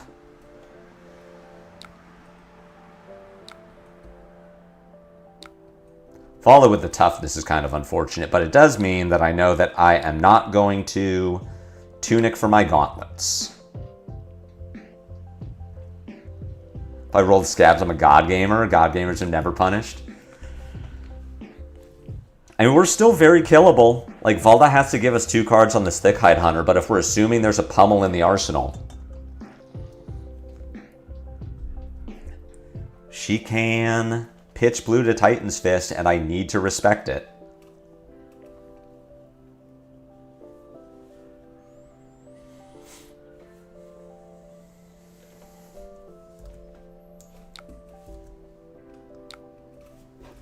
Pourquoi?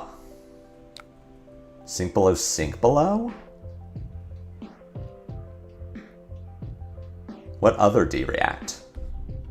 Surely just other sink? Opponent did not sink a card. Sigil of Solace. Okay. Alright, so much for the pummel. Sure. So we're getting, like, debilitated. Getting aftershocked.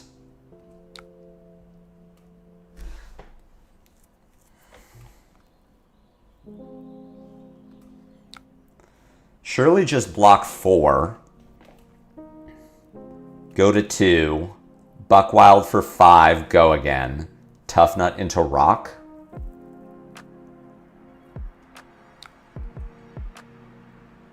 Respected just means block with cards you're probably overblocking with otherwise anyway. Would have been better to gauntlet and rock. How could we couldn't have got the, yeah, we could, the hand wasn't empty. Would not have worked. Rock says that you can only activate it if you have no cards in your hand, so you can't, you have to be empty-handed before you can pitch to the rock. Pitching to rock can't be how you empty your hand.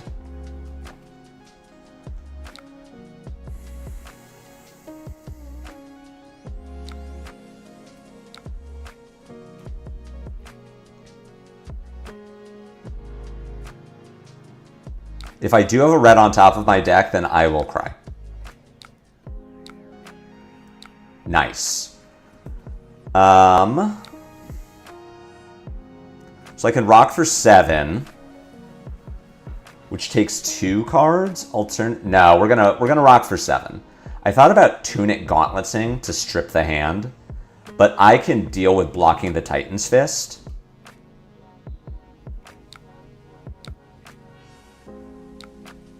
I cannot. This is fine. This is what I want. I think I just block 4 here. Kill the Leyline. Tuffnut ripoff.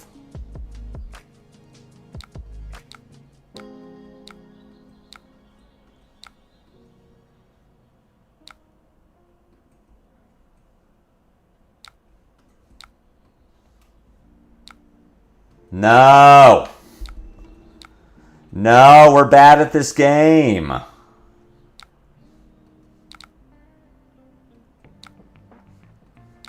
We're terrible. We're trash. We found the double red on top of the deck.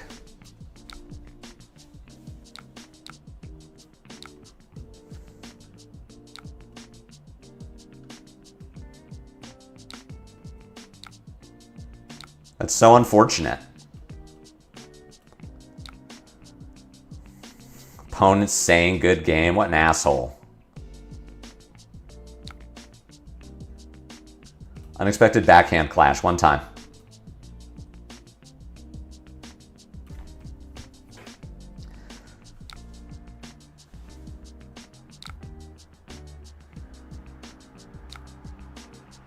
Whatever. Opponent wants to enable chat. I'm only lucky. Love my reds.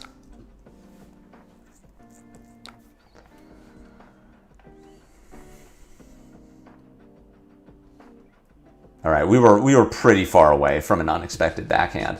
We were pretty close to not having reds on top of our deck, though. What a... This is why this is my for fun deck and not my competitive deck. Because I sure don't like relying on the top of my deck being a good card. I sure don't like relying on the top of my deck not being a red. Shoulda scabs. If I was trying to win, I would just play a different hero. Hey, here's another game that I'm going to lose. So here we do... Here we try the meat axe. Oh good, our opponent didn't want to play the game. Red count, I believe I was on 9. Yeah, because I cut the red smash ups. I was on Red Buckwild, E-Strike, Jaws. Loki starting to wonder if you just don't play no reds. No, you have to play your reds. Like, there's a world where I don't play E-Strike.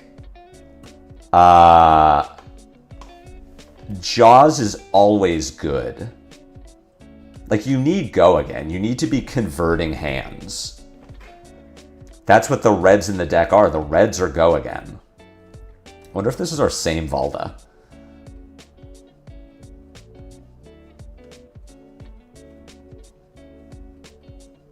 If we played fewer reds.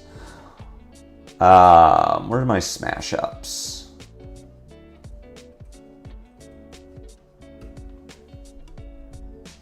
Why E-Strike? For converting hands. We're not gonna...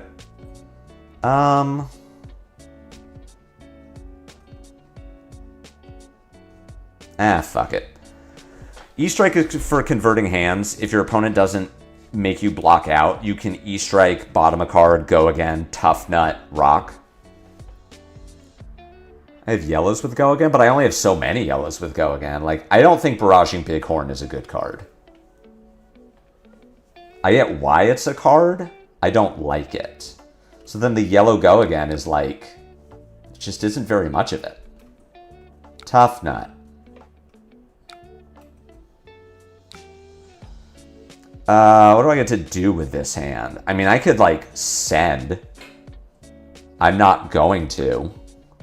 I'm just going to Arsenal this Song of Sinew and pass. Never mind, I'm going to send. What do I want my next hand to be? Kind of like...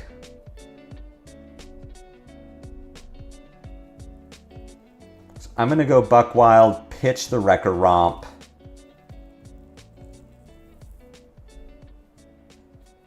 Oh, I can't really send here, can I?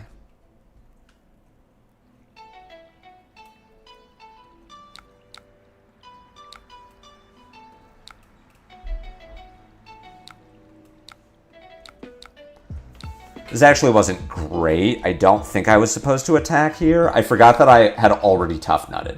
So I wouldn't be able to, like, rock. I mean, this isn't terrible. I know that the top of my deck is a yellow. So if Valda just doesn't do anything or it isn't that threatening, I just don't play Song.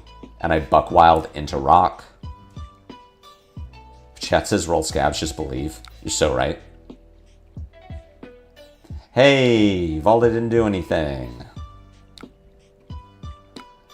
Which means that I'm not blocking, and I'm not playing my Song of Sinew. I'm just sending 13.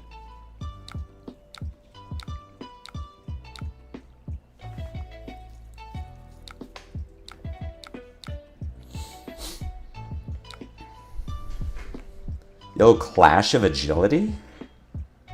Yellow Clash of Agility is not a 6. Yellow Clash is a 5. Alright, Night Spend Dog, thanks for hanging out.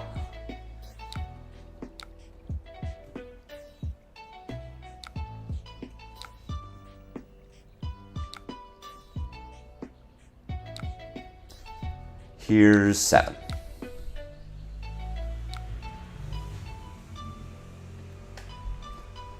This is going to be a pretty spicy turn from Valda. 6 Seismic Surges plus Leyline. I don't know if I'm blocking whatever this is. Spoonal. A free 10. That's pretty good. Oh, Agile Windup. I don't love Agile Windup because it still says you need to keep a big hand.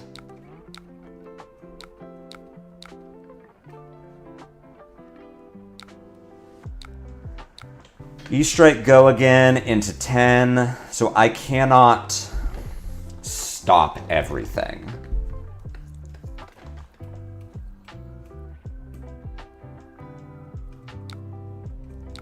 I think I'm blocking 5, attempting to fix the top of my deck, and then possibly blocking the Spinal with the Crowd Goes Wild.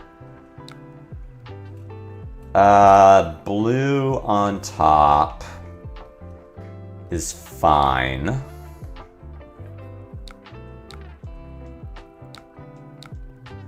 Spinal for 10. I just take 7, unfortunately.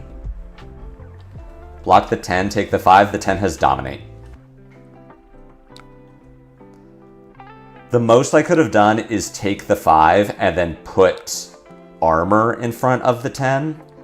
But Leyline is on damage, not on, like, Guardian deal damage. So she would have kept the Leyline no matter what. But I could not have put my entire hand in front of the Spinal.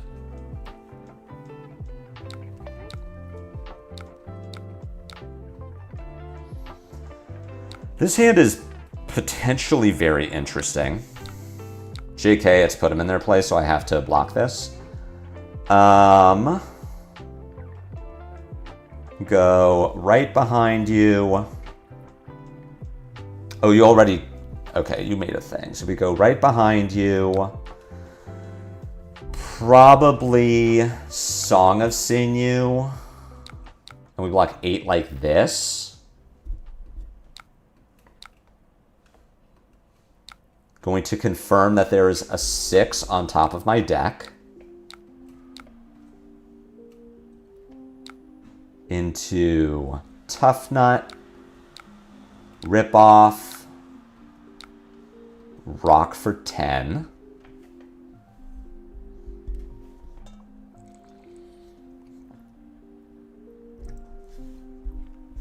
I think the rip-off was wrong. I needed to consider how many Seismics the Valda was going to have, which is 2. If I had kept the Song of Sinew instead, I get to potentially have to use my Tunic to rock. Or I would have found this Wind Up the Crowd and been okay. And then she doesn't dominate me.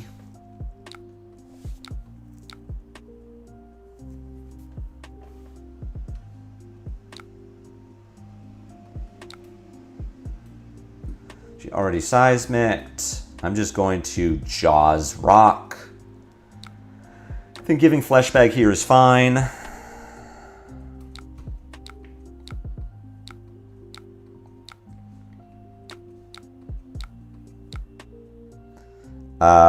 Oh, right. I just get cheered. I'm not tough nutting, I'm getting cheered. Like, what was the top card of my deck? This is, you know, we're fine. We're doing fine. The early Leyline is tragic, but we're chilling. We could have thought about how to not get dominated by the Debilitate. Which means I probably would have blocked with my Jaws. I just kept the Wind Up and done the Tuffnut Tunic, discard Wind Up Rock, or discard Wind Up on my turn, on their turn.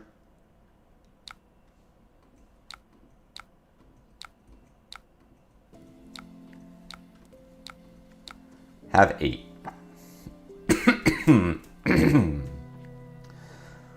We're doing it. Plating pass.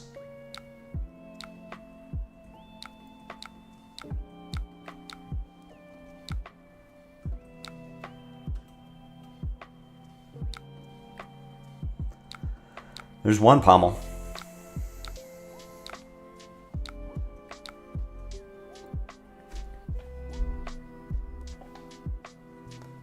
So we are probably looking at just playing the Rockyard Rodeo, which is fine.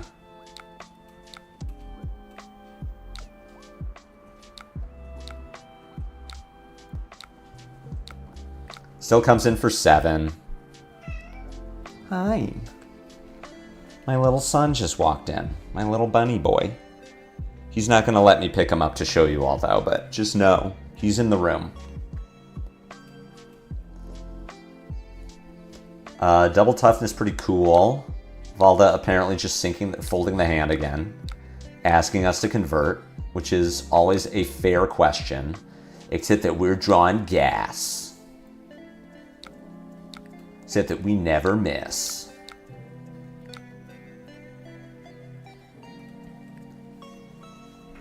We're sending 3-card 14s all day, baby. Let's go.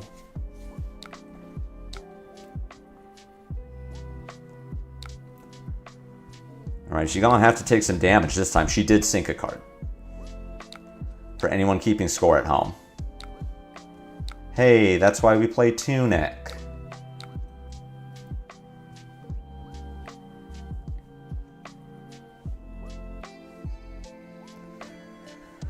I like getting armor.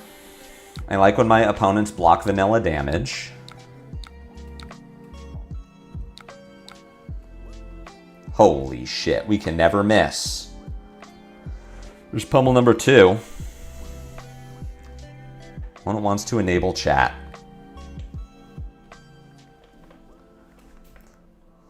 Stop doing go again. My turn to get lucky.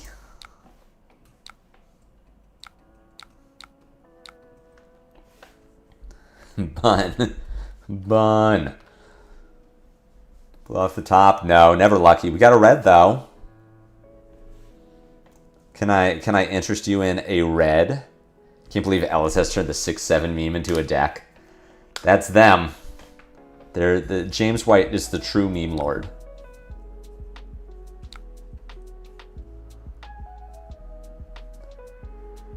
No, our opponent is just strategically turning off our Jaws of Victory.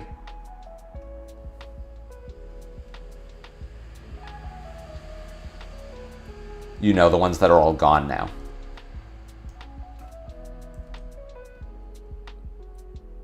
Talishar, please.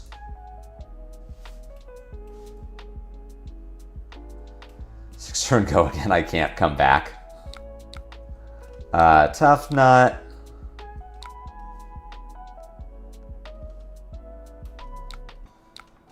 Gauntlets 8. Just wait. Game's not over yet.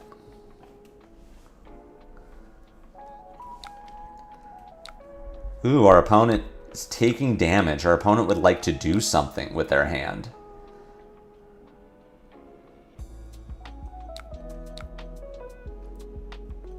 Alright, see, this one does not convert.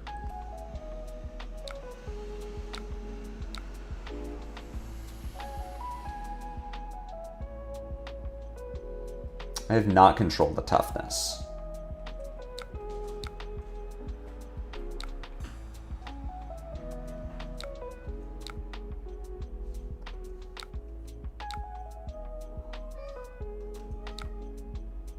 What did I have on top? A Buckwild, and our opponent has a Sink below.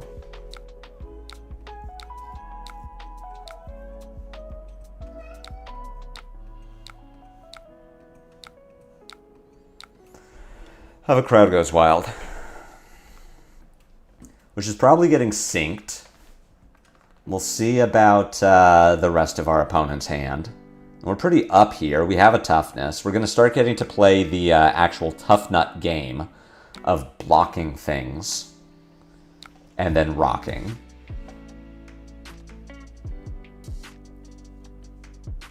See if our opponent wants to take 3 more damage here, which I sure hope they do.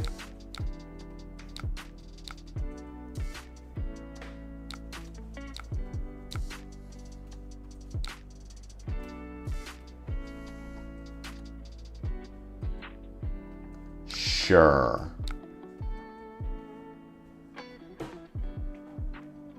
Have a thick hide.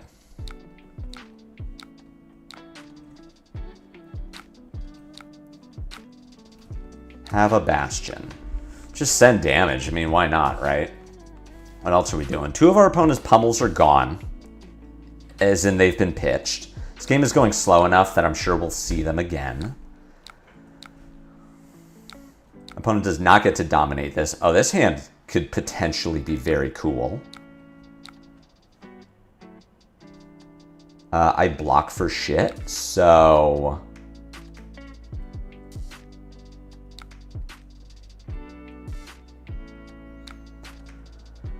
Sadly, we're going to take 6, because I can't really not take 6. I think this is an eruption. I'm going to do one of these now. One of these now.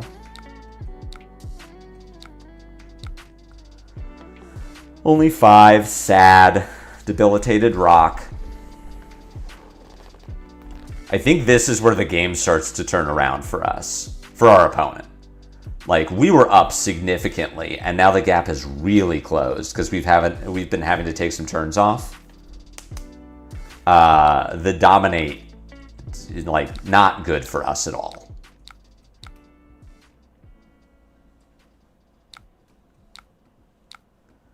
When it comes in for 8, we just go block, block. Probably block with Rodeo. I guess we don't need to.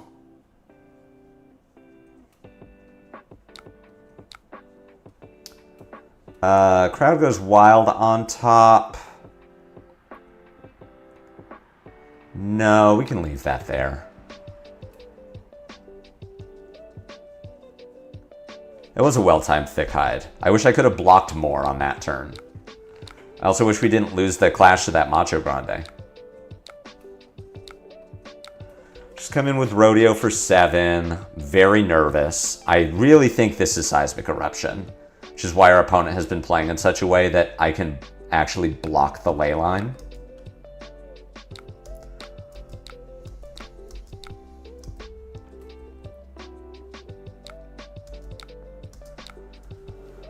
Boulder drop threatening pummel. I think we're blocking... I guess I just block 11 here. Like, why not? I'm going to discard this Buckwild to the Thick Hide anyway. If this is pummel, I'm playing around the pummel. If it's not pummel, I was going to lose the Buckwild, so...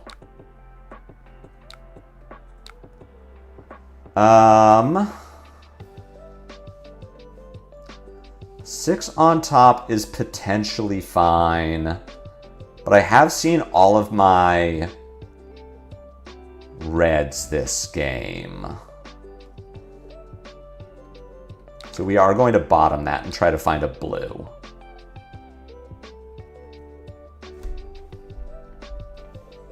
Well, Tuffnut was better against Dominate, the one where you play Diggin' and such, but it's worse overall. Oh, they didn't have it.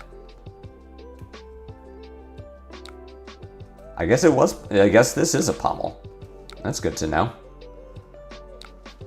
I really did not think that this was, I thought this was Seismic Eruption. But like, maybe like Audex is saying, we're late enough in the game now where the ley line doesn't matter anymore. She just wants to put me in a position where I like overcommit to stopping the ley line. That doesn't matter at this point.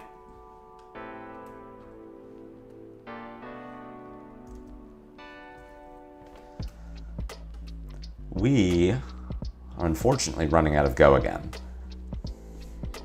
which I believe is what our opponent is playing towards. We are winning the fatigue game. I wouldn't say we're significantly far ahead on fatigue, but we're up. We are at 19 to our opponent's 16. With 4 more cards in deck. So basically 4 more cards in deck.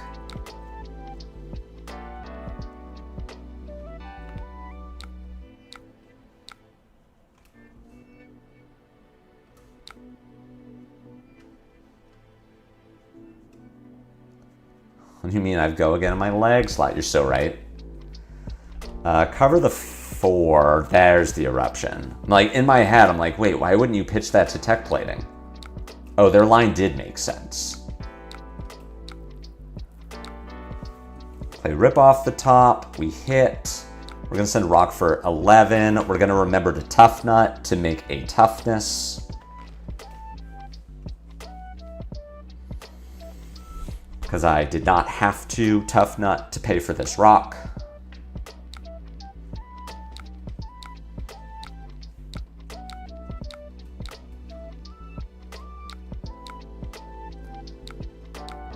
Hey, it's Song of Sinew.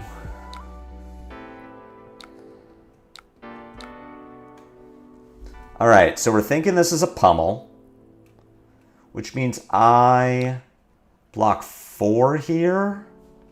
I get pummeled. I discard my Buckwild. I play Song. I find a blue. I'm taking 8 here. I mean, I can't not take 8.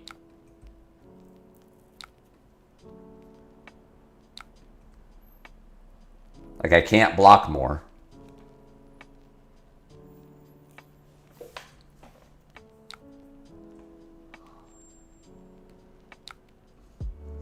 Some Tuffnut list runs Fearless. I could see it. All right, we got to try to find a blue. We need a blue, or else we don't get a turn. We've got a blue.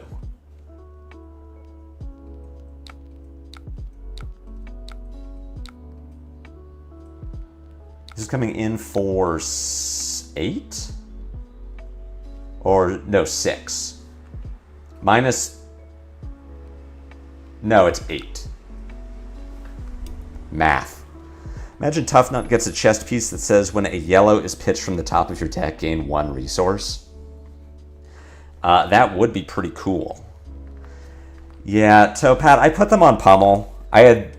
They were playing around with this Arsenal card for a while. I thought it was Seismic Impact, but it was definitely, like, when they didn't keep their ley line around, it's like, oh, it's pummel. All right, now we need to scabs. Now we are scabs gamers. So we... Opponent says, wow. I say better lucky than good. I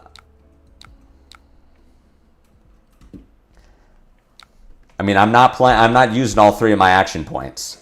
I only need 2 for what I got cooking.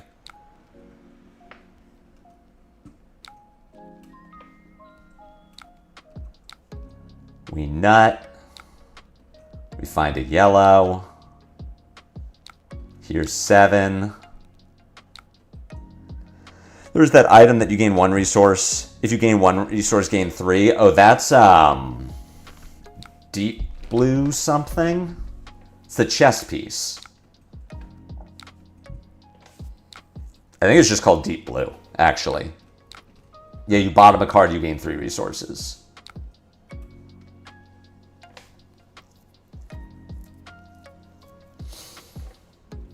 You're so proud. We scabsed. The question is, do I want to keep scabsing? And I think the answer is no. I think what we're doing here is we are Tuffnutting. We are Gauntletsing. We're sending 7. Our opponent's getting low enough on deck size, and they're holding enough pummels, because we've hit second cycle. Our opponent pitched pummels early. So our opponent is finding the pummels in such a way that I am very concerned about rolling a 1 and just giving them the ability to double pummel me, especially with the Dominate, which I don't want to do. So given the board state, I really like, now this hand converts. The other hand didn't do that much. This hand does a lot. We're also like way down into fatigue. Deep, oh, it is Deep Blue Sea. Oh no, it's a LL Cool J movie. Talisman of Recompense? What the shit? Talisman of Recompense. Whenever you pitch a card, if you would gain exactly 1, destroy Talisman. I don't like that it's a yellow. I don't like that you need to gain exactly 1 resource, because that relies on you flipping a red off the top, which your deck is really not supposed to do. Hi, Bunny. My poor sweet boy. Here it comes. Cranial Crush Pummel. Are we likely to win this clash?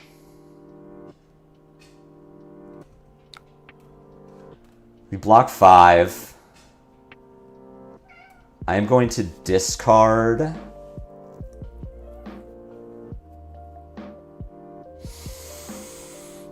The Dominate here is tragic. I would really love to get more of these cards out of my hand, considering that I'm getting pummeled. We could block with Smash Up.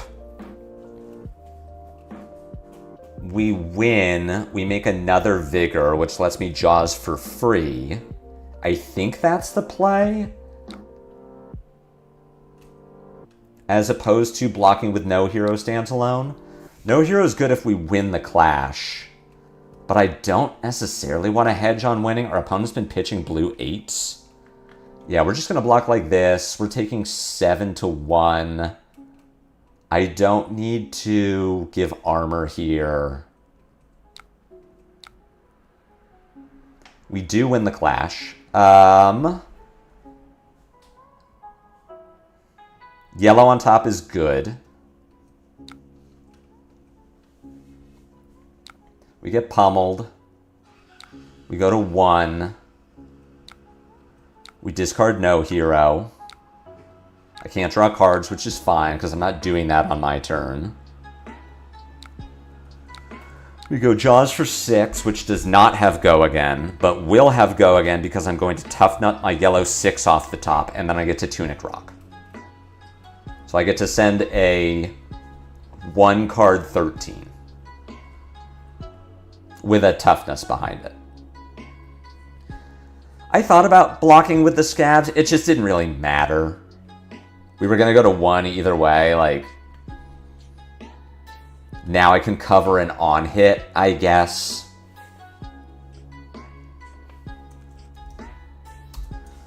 Opponent says, unlucky hand. We got him. I had good clashes. And so much Go Again. Yeah, we got a little lucky this game, for sure. Definitely luckier than the last game against who I assume is the same Volda. Flipping the double red when we just needed a yellow. But we got there this game. This was a close one. Spendog was right. Dominate is difficult to deal with. Turns out.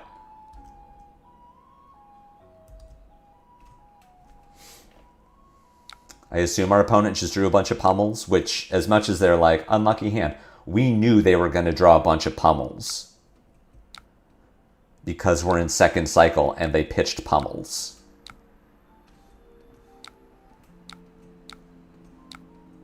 And we get in there with rock.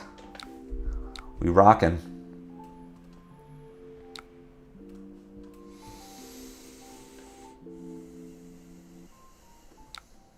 What did our opponent have left? I mean, enough to kill us if we ever didn't convert a hand, but 1-2 game. We're 1-1. It was the same Volda. What's our opponent's name? Black Templar. Is bad matchup. Guardian is supposed to be good for me, yeah. It's the reason to play Nut. That's why we do it. It sure isn't to beat Acilio. I do think that Tuffnut has a good Marionette matchup. You just have to block very aggressively. It isn't that you have to block aggressively, it's that you get to block aggressively.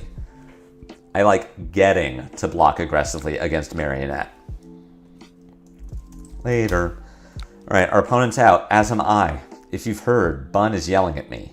He wants me to take him outside, and so I must answer the call of my son. Thank you all for hanging out. Someone in chat asked, did I already talk about Scorpio? I did, very briefly. I think it is... I think it is... Based on what Aurora used to be, it is a worse weapon than Starfall.